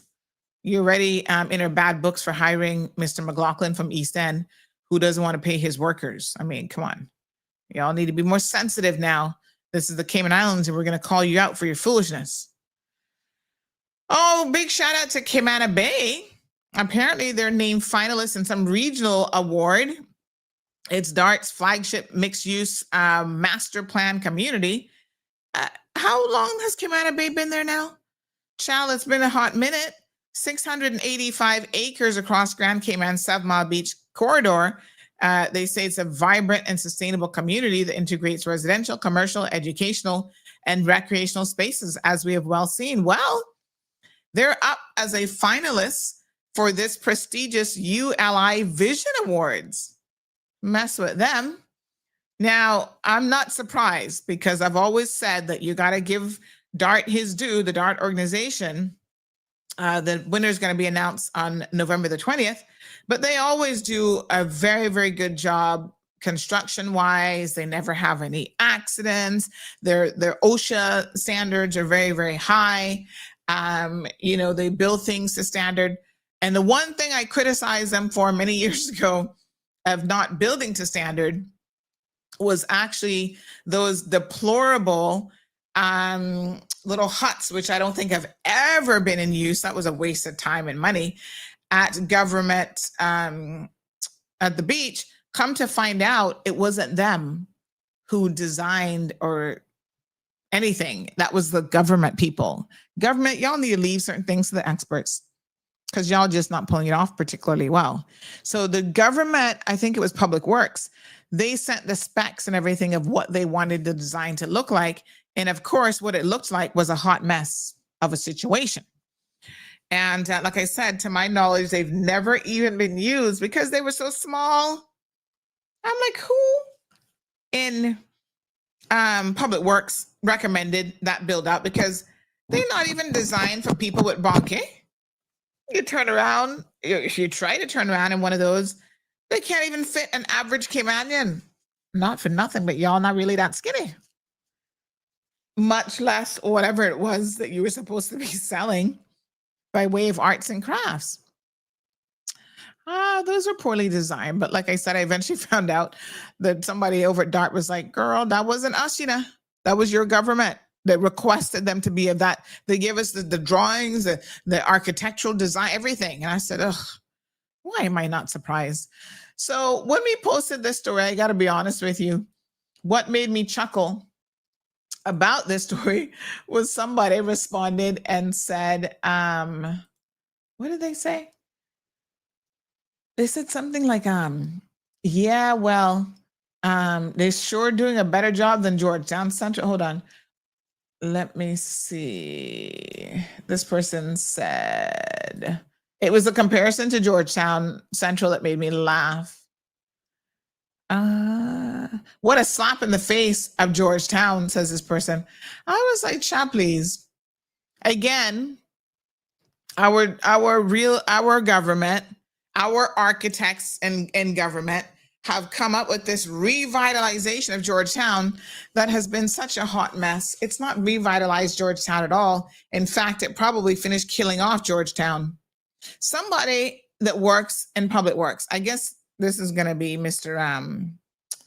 What's his name there that was in charge of the project? Mr. Lumsden. Did you not know the definition of revitalization? You looked it up in the thesaurus and you got it wrong, didn't you? Because you've not revitalized Georgetown. I don't know what made it worse. Made it so much worse. You can't even find parking. So on a Saturday now, if I want to go there and patronize some of those little shops, the Colonels or the other smaller jewelry stores and buy a little something, there's not even anywhere to park. It's deplorable. My God. No, sir. Anywho, so Camana Bay versus Georgetown is certainly zero comparison. That's all I can tell you, honey chill. That's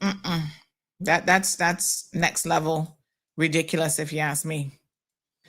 Big shout out to Miss Blondell from East End. I hear that she is a fan of the show. I was actually going to send her the links this morning. Oh gosh, is it too late, Miss Blondell? Probably, but I'm going to get you to add yourself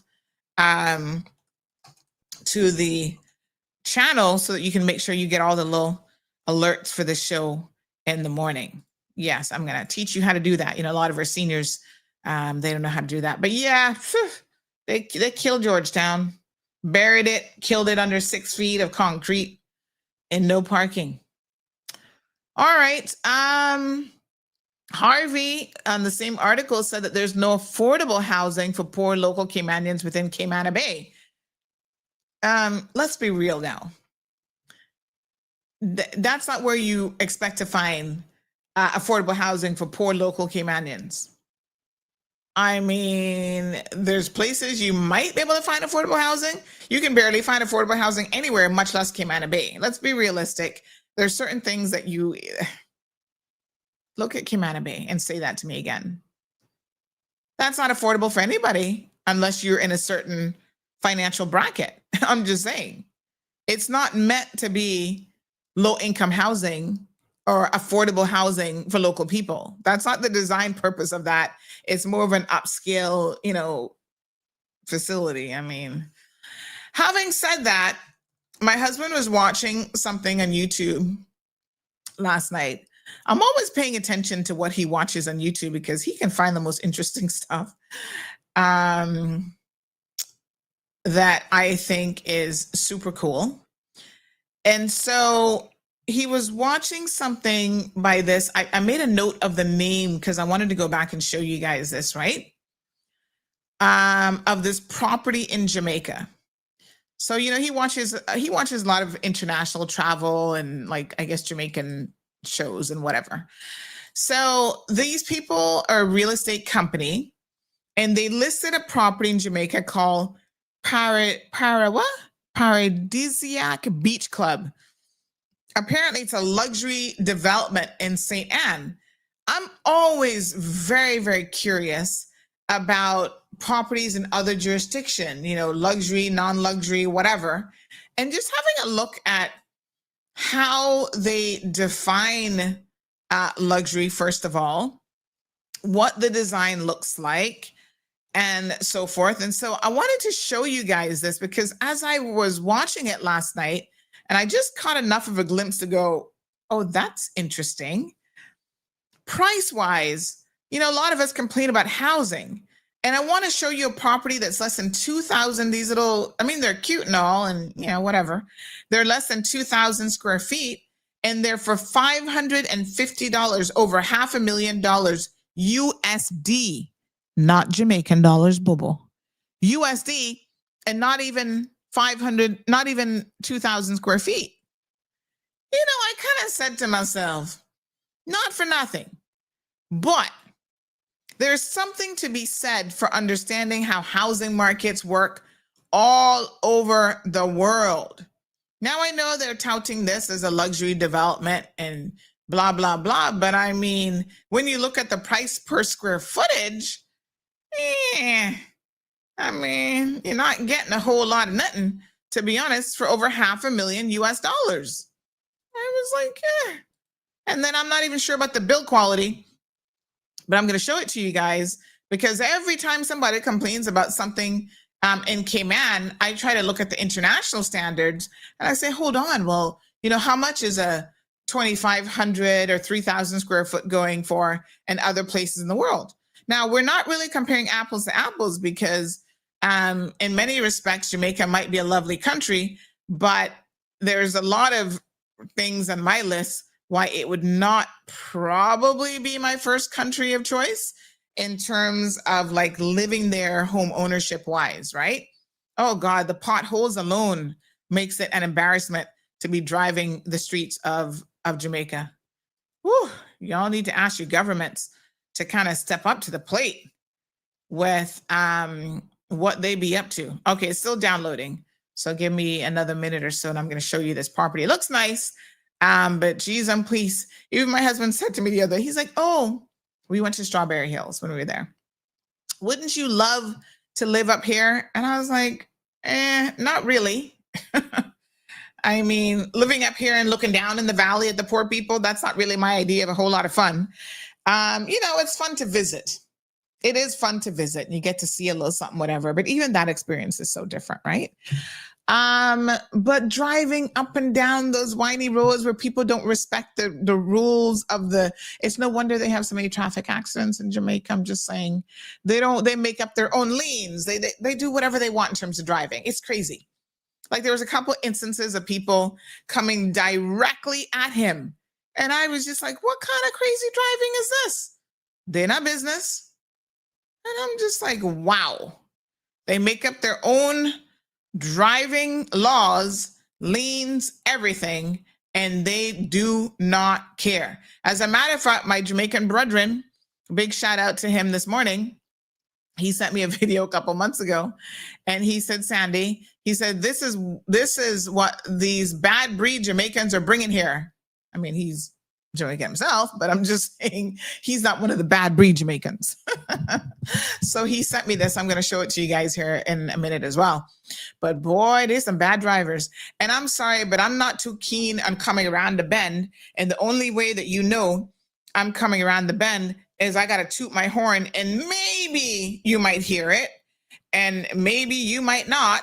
And all of a sudden, y'all having a head-on collision because the bad driving. Oh, Bobo, I'm not really feeling that kind of environment at all. So yeah, it's nice to go up every once in a while up in the hills. But like I told my husband, you got to go up and you got to come down. And it looks like you're praying to the gods that you might be lucky surviving that journey. No, sir. Ugh. And, if I did live in Jamaica, the one business I would definitely get into is the auto mechanic business, because the amount of wear and tear that those poor cars get, the front end especially, and the braking and, you better make sure them brakes work, because I tell you what, it's a lot of rough driving around the place. But Miss Pat says none of Cayman Bay was built with Caymanians in mind. Well, I wouldn't go as far as saying that, because Caymanians have proven that they love the space, they love the location, and they're there quite a bit, taking advantage of all aspects of Cayman Bay, from the dining to, everything else. So I wouldn't go that far. Even the movie cinema, we go to the movies all the time, and it's really quite nice. But if I don't have it in my budget or I don't feel like spending it, then I'm not going to go. But have you been to the cinema lately in the States, the VIP cinema? Same thing, honey child, with these prices.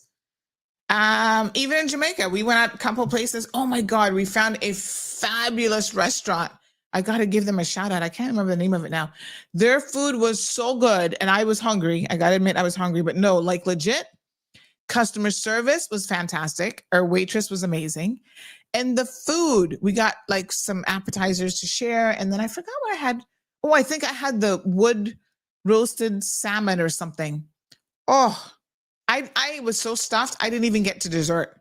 And they looked like they had some nice cheesecakes, but I was like, child, amazing, amazing cuisine. But the pricing is the same as what I'm paying in Cayman for a nice restaurant. I love the vibe. It was like an outdoor under a big mango tree. I'll get the name of it. It was fantastic. But again, pricing wise, you're paying the same thing. So I was like, oh, okay. That's the world over, honey child. Not cheap anymore. If y'all looking cheapness, you need to rewind the clock about 35 years and see what happens. All right, so have a look at this video. All right, so this is the property. This is a little neighborhood. Not too bad. Yep, nice. I mean, you know, your aerial view of the home. Oh, I gotta warn you, the woman who is here, bless her little heart, I don't know if it's because she's pregnant and she had pregnancy brain or what, but she couldn't remember half of what the amenities were, what she was selling, honey child. I couldn't believe that this was a real estate company actually posting this video online trying to sell this property. But anywho, have a look. Hey guys, welcome back to the Upright Family channel, and this is the last weekend of our summer holiday. So our kids are going back to school and we are at the Paradisiac Beach Club. We're at an Airbnb here. Now we're taking these opportunities to give you a tour of the Ruby. Paradisiac Beach Club is located in St. Anne. They have several unit types here. So they have the Ruby, which is just 3-bed, 3.5 bath bungalow unit. This is 1935 square feet and it's a wonderful property. I can't wait to show you. Now, I did mention that they have different unit types. They do have apartments and they also have townhouses. So the townhouses are called the Onyx. I don't remember what them called the apartments, but I'll list it somewhere on the screen. You selling the property here. She don't remember to call the apartments. No, sir. Lady, have your cliff notes ready. Okay, so remember we are at an Airbnb in the Paradisiac Beach Club. So if you are interested in booking this Airbnb, see the link in the description box below. All right, so let's look at this wonderful property that you of course can come and enjoy. All right, so come book it. So I mean, they're small, right? 1900 square feet. You can literally see, let's just back it up here. See the link. You can literally see how small the living room space is. You can almost touch the TV. I mean, you know, design wise, they're modern and looks pretty interesting. But look at this. Hold on. Oops, back it up. Look at the living room space.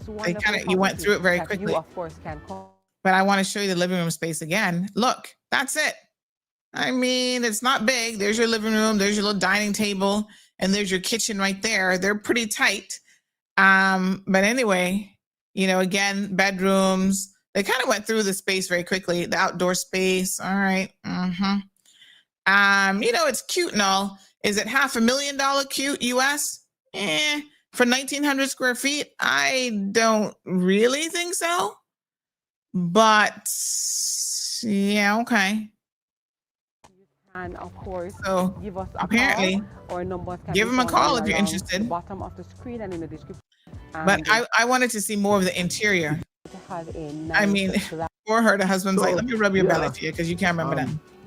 Another baby delicate on the way. Yes, baby on the way. What happened? There was a bee. This video made me chuckle. I was like, no, son, they must make a better professional video. In the description. You can let us know in the comments which gender you feel it is. Oh my God. I don't know what's up with these people. On the metal door is, and I'm mentioning all the additional features. So we have some additional features that you wouldn't normally get in a lot of these developments. And this development is offering that. So they're offering the smart lock. So this particular lock. Make sure you got some security cameras and the smart lock. 30 door. But okay. I love the way it rotates from the hinge right there. Yes. Okay. Anyway, with the central air and split units. Now, split units, for those who don't understand what I'm talking about, is not a central air that covers everywhere, but actually each room will have an air conditioner. They have split units. So that's very popular in Jamaica. You seldom find homes, and that's why their electricity bill there is so much cheaper than us, is because honestly, you seldom you seldom find homes that have central AC. And in some cases, I'll be honest with you, the split units make sense, because if you're spending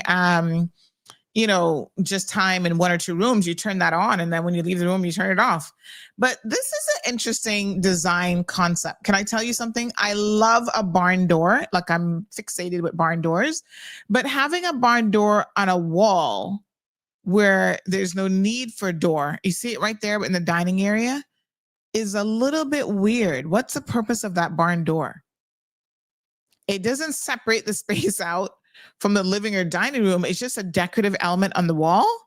Yeah, it's weird. You guys see what I'm talking about by the dining table? You will operate that air conditioner from that room.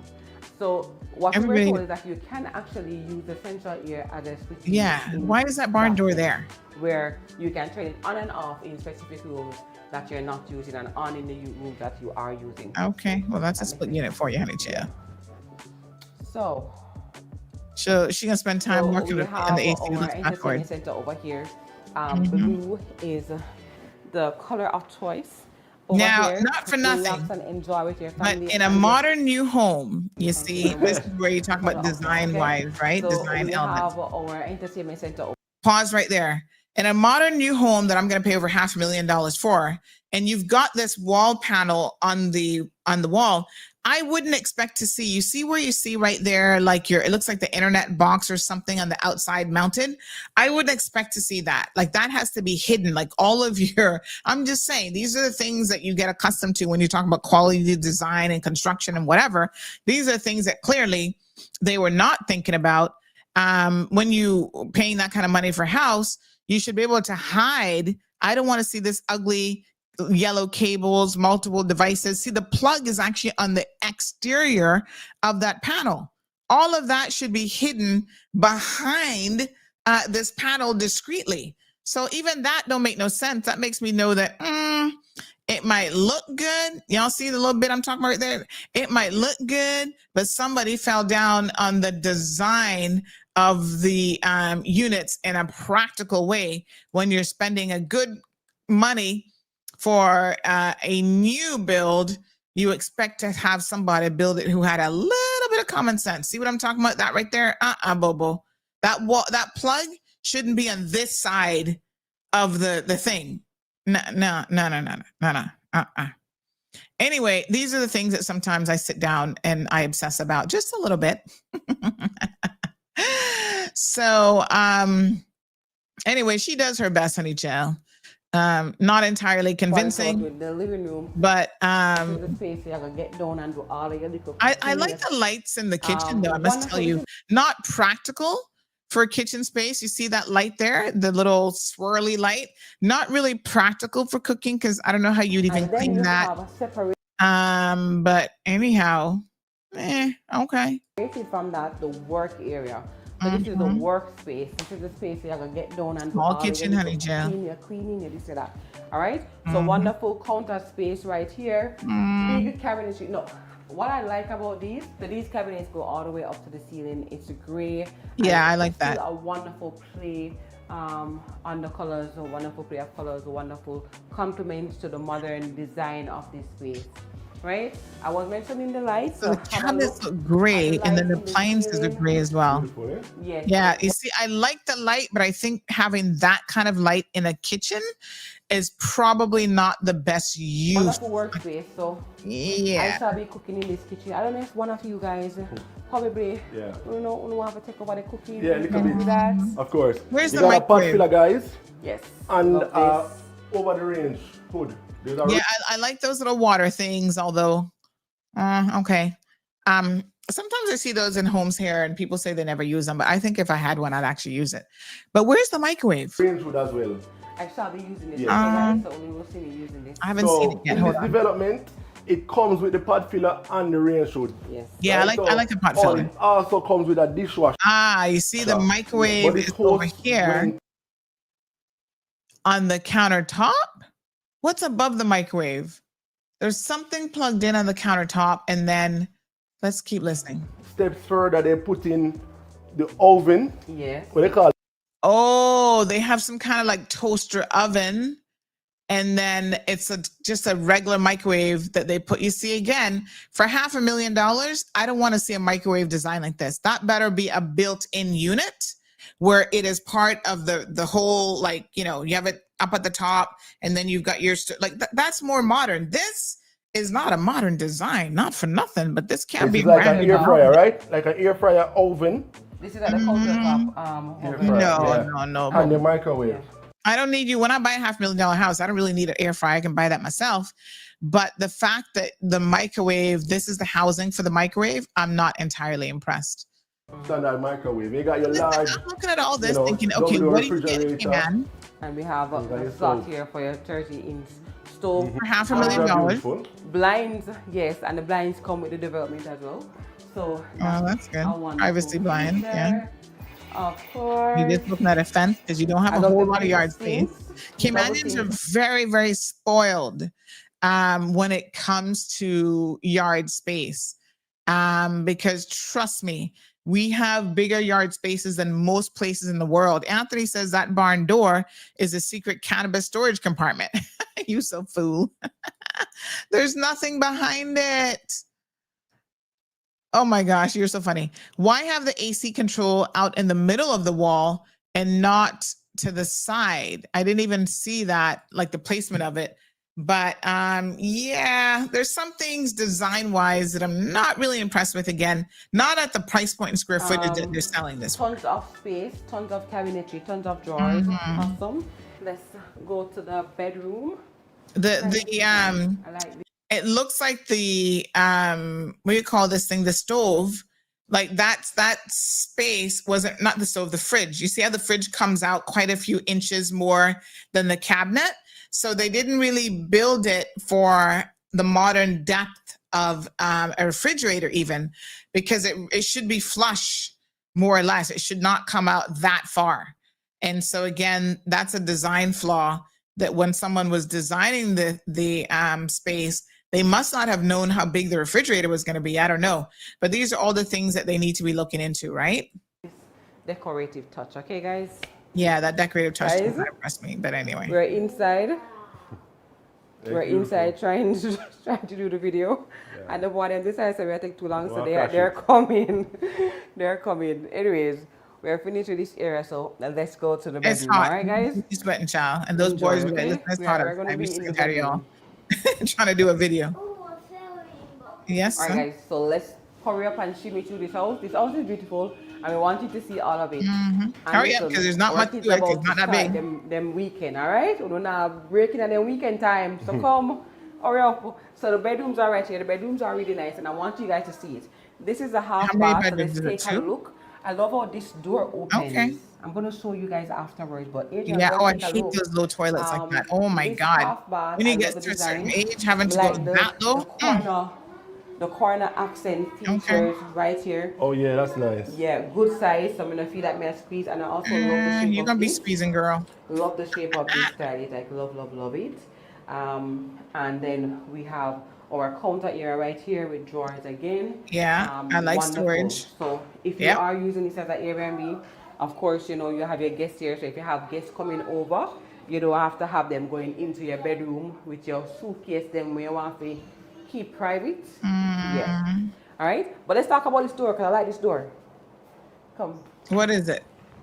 Yeah, it's cool. So this is the door. Oh, it's kind of like a... Now, in your home, it's the little things that matter. What do you call that? The little things that bring out those kind of, what do you call those doors? So I like the way that this door, like a pushing kind of door. Okay. Love that. But how do you lock that? It doesn't even have a lock. Like you need to lock it. Bedroom on the right, but let's go on the left. It doesn't have a proper lock, I don't think. Because I feel like it. So as we enter, this one, it has two black black and white, accent with a gray running underground. It's dark design colors, which in the bedrooms. We have television on the wall as we enter, We have your suitcase stand right here. Cold We have indoors, 2 thank beds you. in this room. I'm pretty sure that Carrie will not be sleeping in any of them. I don't them like, as big especially a people room sleep. like this, which is kind of more designed for children. The two windows right by the bed, I'm not too crazy about that. Recessed lights, and then we have our fan with light in it. Okay. Nice, decent Central feeling air. design though. Now, You know, where you what have I think this developer is step-down known for ceiling. is the closet from their previous development. So let's look at this closet, okay? This is the first bedroom that we're going to look at the closet for. Okay. It looks like pretty Of course, standard, our host very has prepared small. for us extra sheets, towels, It's not a very big and so closet. forth Is the here. other side a But I closet as also well? love The other side of the mirror? the space that has been provided, the built-ins that the developers have created. Yeah, not a lot of Extra closet storage up space. top. And I'm assuming on the other side is another this little mirror. Yes, Built closet. in. If you have 2 boys or 2 Nice. girls, they can kind of share. Definitely. Oh, Space to hang your good. clothes, Okay. All right. shelves, Yep. I shoe feel you. rack Now you got down more below. storage. So if you Oh, this is nice. Okay. I kind of like it. It looks like that whole wall is actually closet space. And then it looks like up at the top, you can probably store some stuff up there as well. But, you know, integrated closet and mirror in the middle. All right. That's not too you bad. watched our previous video with this developer, you realize that I really love the fact that they did that. Yeah, I don't think it's and worth that has that amount, become but- like a little staple in Jamaican society now. So remember, you know, Jamaican developers, the developments are developing over time.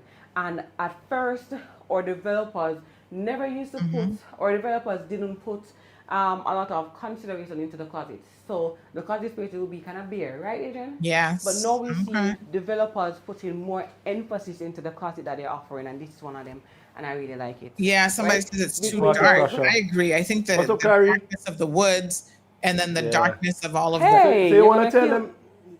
You want to tell them what's going on, Kyrie? This is Hold a on. bit much. Yeah, most people are not in the dark. Hold the microphone, Kyrie, and tell them what's Please going on. don't, please. Say hi. So you want to give them a quick tour? Hi. Yes. This is the bedroom. and this is the hallway. Yes. And this is You can be the next host. and this is the way through the washroom room. All right, come back here, Kyrie. Show them the other side. Mess with him. Go show them this room. And this, And this is the next room. the big The big room. This is the master. Yes. and I think You see, we should have a double sink in the master for $500,000. I'm just saying. Okay. Yes, sir. with the iron. Yes, sir. Mess with him. All right. So, Mr. Tour Guide, right? Yes. Okay. Yeah, that is a very small and not impressive master at all. And that's it. That was the master and the laundry. And that's it. I love the fly swatter, child. We all need one of them in the tropics. Trust and believe. The bigger, the better. Them flies be getting on my nerves. Yeah, you see, these toilets look good. You see how that's a perfect size for him? That's not a perfect size for the rest of us who got to be squatting down that low. It looks kind of small too. And yes, honey child, we got to be squatting down that low to be able to use the loo. Ugh, I hate a low toilet. Bring that toilet up. Can I tell you something funny with toilets though? You know, Asian people have these Asian toilets. Now, I'm going to be honest with you. I've heard about them, but I've actually never seen one in person. They're like built into the ground. So when they say that they got to squat to use the bathroom, child, you're literally sitting on the ground squatting. It's a very different kind of squatting position. Woo, it's different.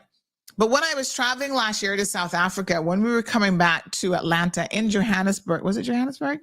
I think it was the Johannesburg airport. They had a very posh American Airlines VIP section that we were able to get access to.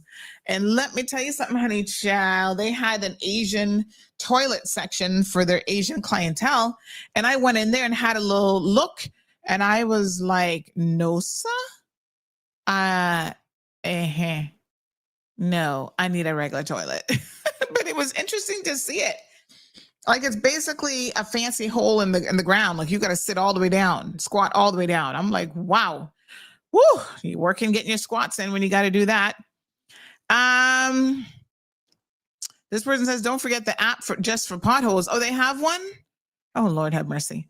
Camana Bay was initially intended to be inclusive, but somewhere along the years, they changed direction and decided exclusivity was the route that they preferred. I don't actually agree with that. I don't think it was never, how do I put this? I don't think it was never, ever meant to be inclusive, probably in the way that you guys think. But I actually think that it is pretty inclusive, because I do see a lot of Caymanian faces there utilizing the multi-purpose facility. So whether it's like the bookstore or the different restaurants, I think it's inclusive of most people. And in fact, did you guys hear? I want to go check it out. Apparently, they've actually built some, what do you call them? I don't know if they were there before as tennis courts or something, but they actually have a pickleball facility now, which is open to general use by the public. You guys can go rent, because pickleball, everybody's into pickleball these days.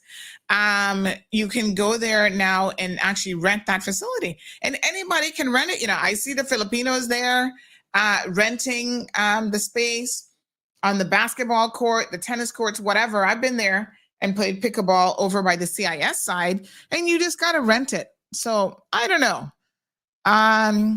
Those pot fillers over the stove are problematic as they leak, plumbing costs if need repair, and major fire hazard. I can totally see that with a leak, because normally that is a solid concrete wall that if you got to chip into that, it's a hot mess.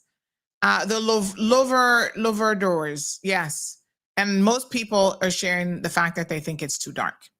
And I kind of agree with that. I think the color scheme is extremely dark. You gotta lighten it up a little bit. Another person says the same thing, too dark. I think the place is tiny. I think in Jamaica, you're paying for safety more than anything else. That place is not ready. It just has a nice aesthetic on the outside. The place is tight, fold-in doors. I don't like the dark color in the room. So it is very, very dark. So the wood that they use in the design is dark, and then, which is okay. I mean, you can have that, but then if you do that, I think your accessories need to be probably on the lighter side. Is that a TV in the shower? What is that space right there? What is that right there? That can't be a TV, right? What is that little thing on the wall? What is that? What am I missing in the shower? What? Hold on. Let me turn the volume back on to see if they say what that is.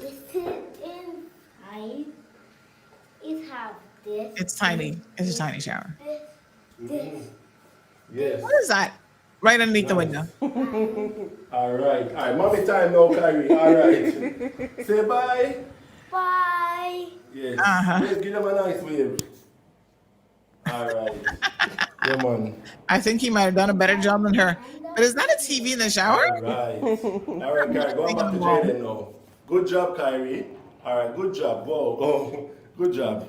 All right, come, mommy. Space to hold your so that's just the built-in. Yeah, we have those where they're built into the shower. You can put like your toiletry, shampoo. Why is it so black? No, man, the color scheme is too dark. Okay, so that's built-in storage. You see, I couldn't tell what the hell that was. I'm like, but who would put a TV in the shower? That's pretty good job. Especially that low, but it's so black I can't make it out. No, man, they should have accented that with something else. Bathroom from you see, now this is where they could have actually the flooring. You see the color of the flooring in the tile. They could have built that out with the same, picked up that coloring again and repeated it with that. This is no, I don't like that being all black. Cupboard. So no, yeah, shower niche. Yeah. Thank you, Anthony. So I don't like it being black like that. Windows, to the faucets, to the handle. Everything is to black. The frame of the, I like it. Yeah. I like the feature. So, and we have tile running. I like the square recess lighting. That's yes, the one. I think it's not exactly the same tile, but yes, it's pretty similar.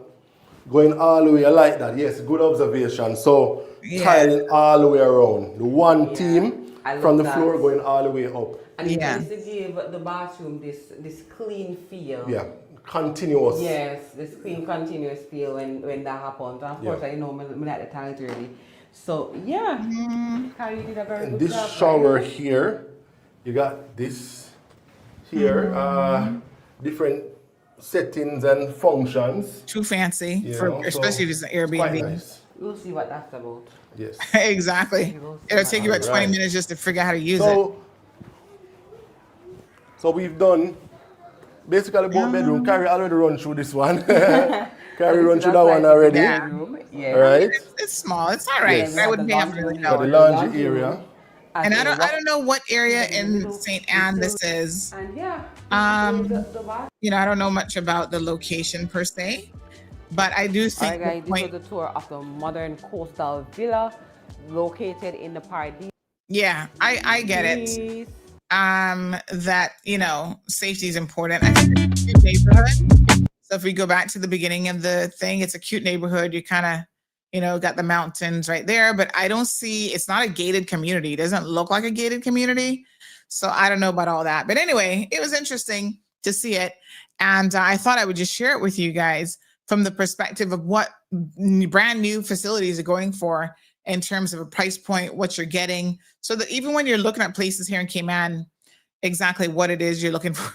This person said, these people are very unprofessional though. Child, I don't know what kind of channel it is.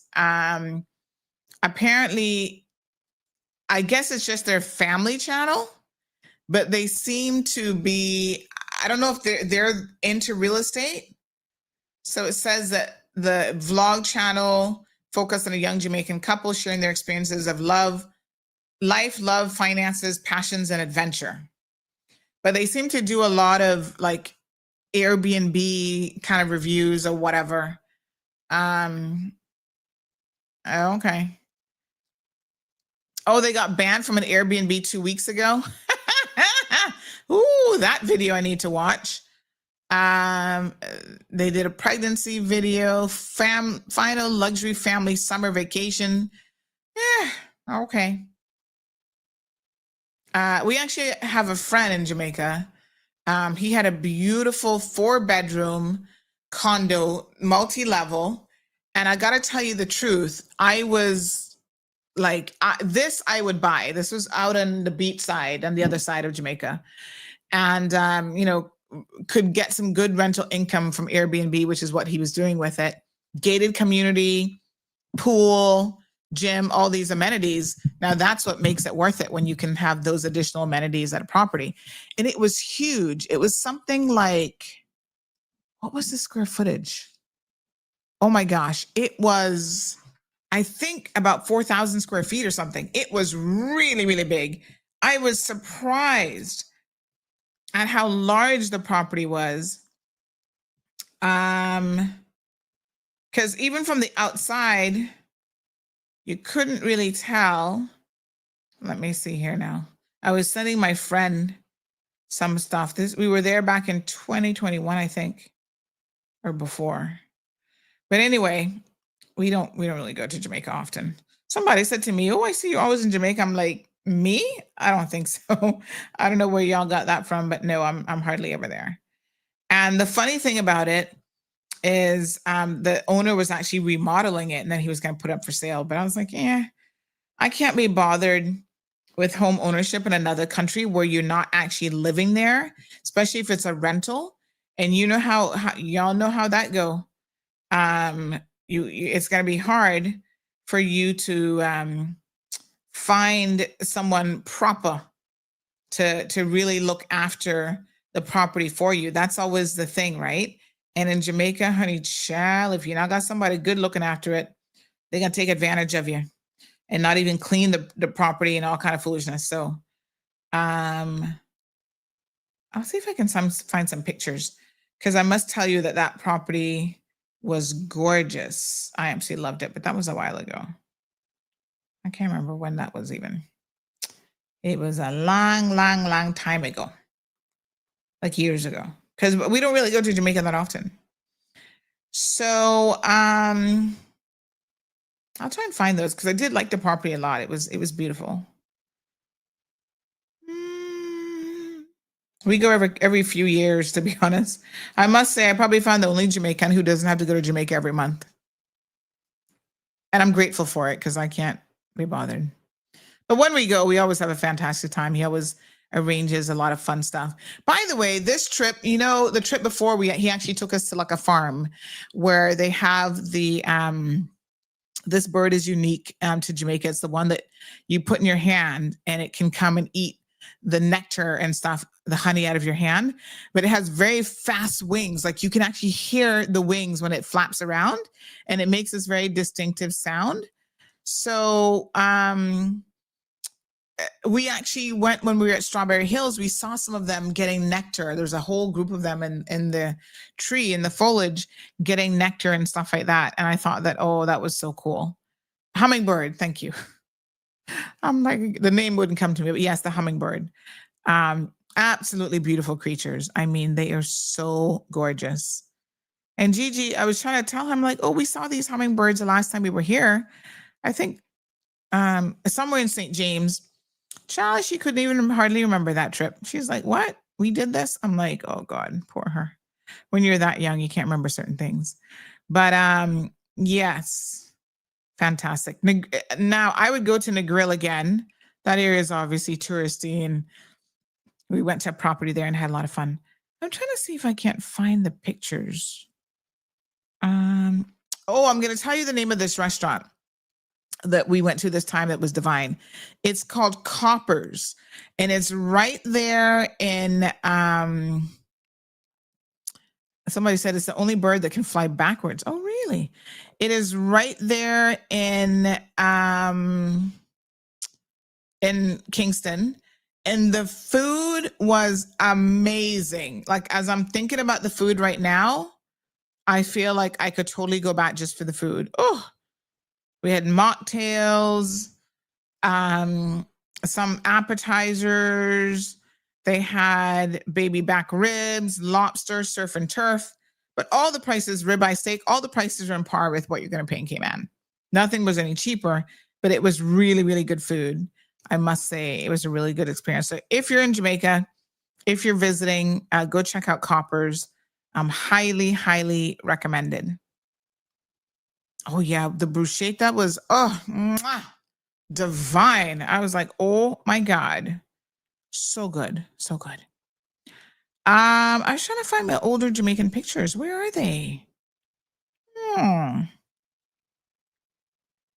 Of course, my brother-in-law walking around with a snake around his neck. Lord Jesus. Don't even ask. They are, he loves a snake and birds and animals and chickens, and he's always hatching something. And he actually brought a snake for Gigi this time, a little baby.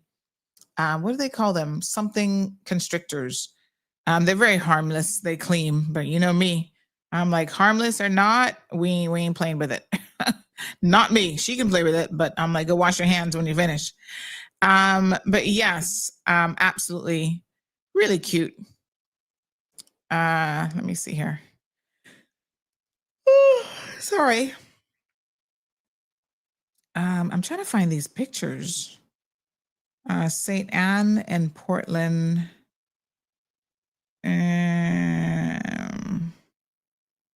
He loves a river, child. He loves to go to the river. I'll have to find them because I know I took a bunch of photos of the property because it was really nice. But it was the thing that got me was the size of it. I'm like, you don't see condos, honestly, this size anymore. And yeah, it was just absolutely beautiful. So we go every couple of years, I feel like. This is St. James and Negril. That was back in 2023. We always seem to go for weddings. It's the weddings that be calling us back, honey jail. But I'll see if I can find those properties because I was really impressed with the property. But anywho, oh, here it is. This is the exterior of it. Let me see. This was in Montego Bay. It was a nice complex. I didn't take any pictures of the interior.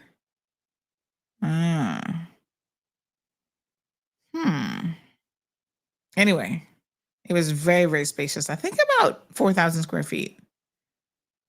Quite nice, really nice complex. But yeah, gated community, nobody not coming in without people knowing who they are. And, you got to have really good security. Yes, that's a Jamaican restaurant called Coppers. Delicious. Go check it out.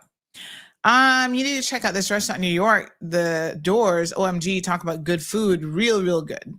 It's called The Doors. I feel like I'm overdue for a New York trip. No, this one is like a fake constrictor. It's called something else. I can't remember what they call it now. But yeah, I'm overdue for a New York trip. Last time we went when it was cold in January, and I don't mind visiting cold places because, you know, we only had snow flurries, but still it was pretty cool. So I'm feeling a New York trip coming up, maybe next year or something. The only thing that's stopping me from traveling more is Marlon doesn't really get as much vacation as I would like for him to get. But, you know, it is what it is. Strong Will says Sandra doesn't like Jamaica, only the Jamaican husband. No, I think Jamaica is a beautiful country. Aesthetics, like the nature of it is really, really beautiful.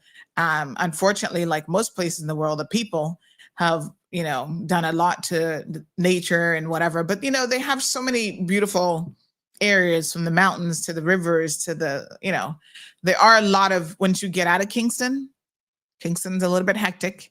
Once you get out of Kingston, there's really quite a lot of interesting things to see. So I'm in the mood to travel, because coming up here shortly on the 19th, I'm out of here. I'm out of here, people. I'm just saying. I'm going to be, what she say? I need to rent a car, SUV, and drive in Jamaica. Last went in 2002. But aren't you from Jamaica, Marjorie? You would never drive there? Did you drive there when you were there? I have to wonder. Yeah, I've never driven there, but you got to be an aggressive driver for sure. But there are certain places in the States where you got to be an aggressive driver too. So New York City is a mess with homelessness and crime. That's all over the U.S. now. And it seems to be getting worse. And to be fair, it's not just the U.S. Someone told me recently they were in Canada, and they were very surprised at the level of homelessness, even in Toronto. So a lot of big cities, they're just not getting it right. They have, you know, unbelievable. They have really, I don't know, just not gotten it right. Housing is a crisis all over the world. So someone says very similar design selling in Thailand for US 125,000. That was a very unprofessional tour. You know, I love the concept of Thailand, but it's so far. If something happens and you need to get home quickly, your travel time is like 24 to 48 hours. So when you go there, you're going to be staying there for a minute. Costa Rica has a huge hummingbird reserve. Oh, that's on my bucket list of places soon to go. Definitely want to go to Costa Rica.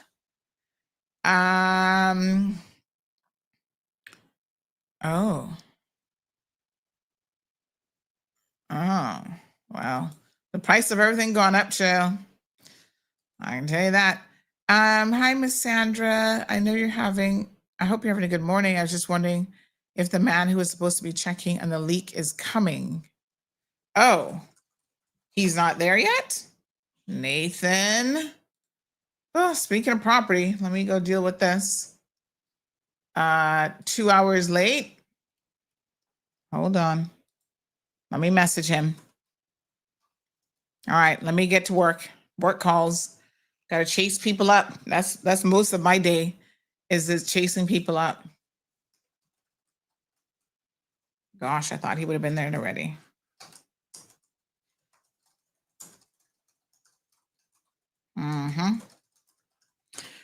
All right, let me get on it.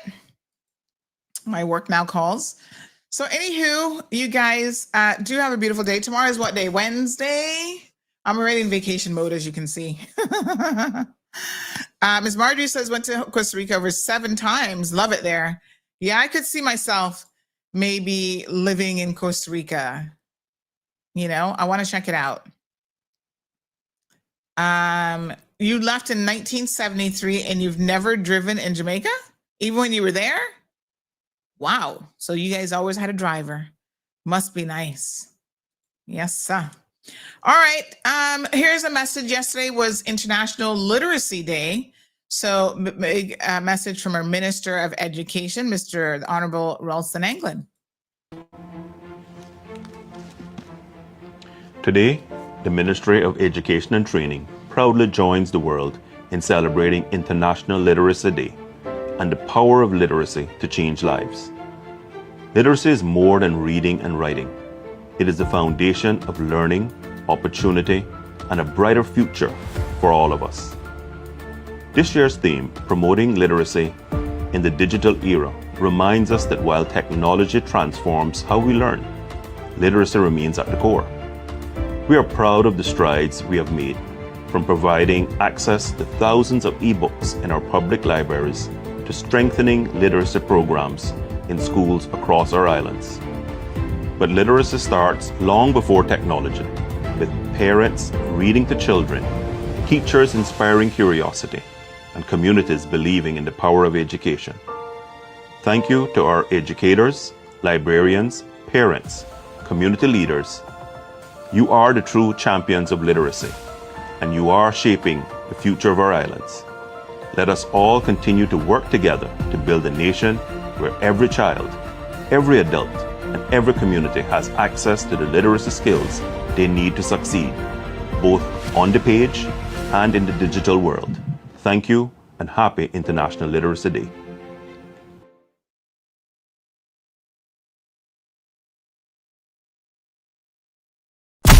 Thank you for tuning in to another episode of The Cold Hard Truth on Bobo 89.1 FM.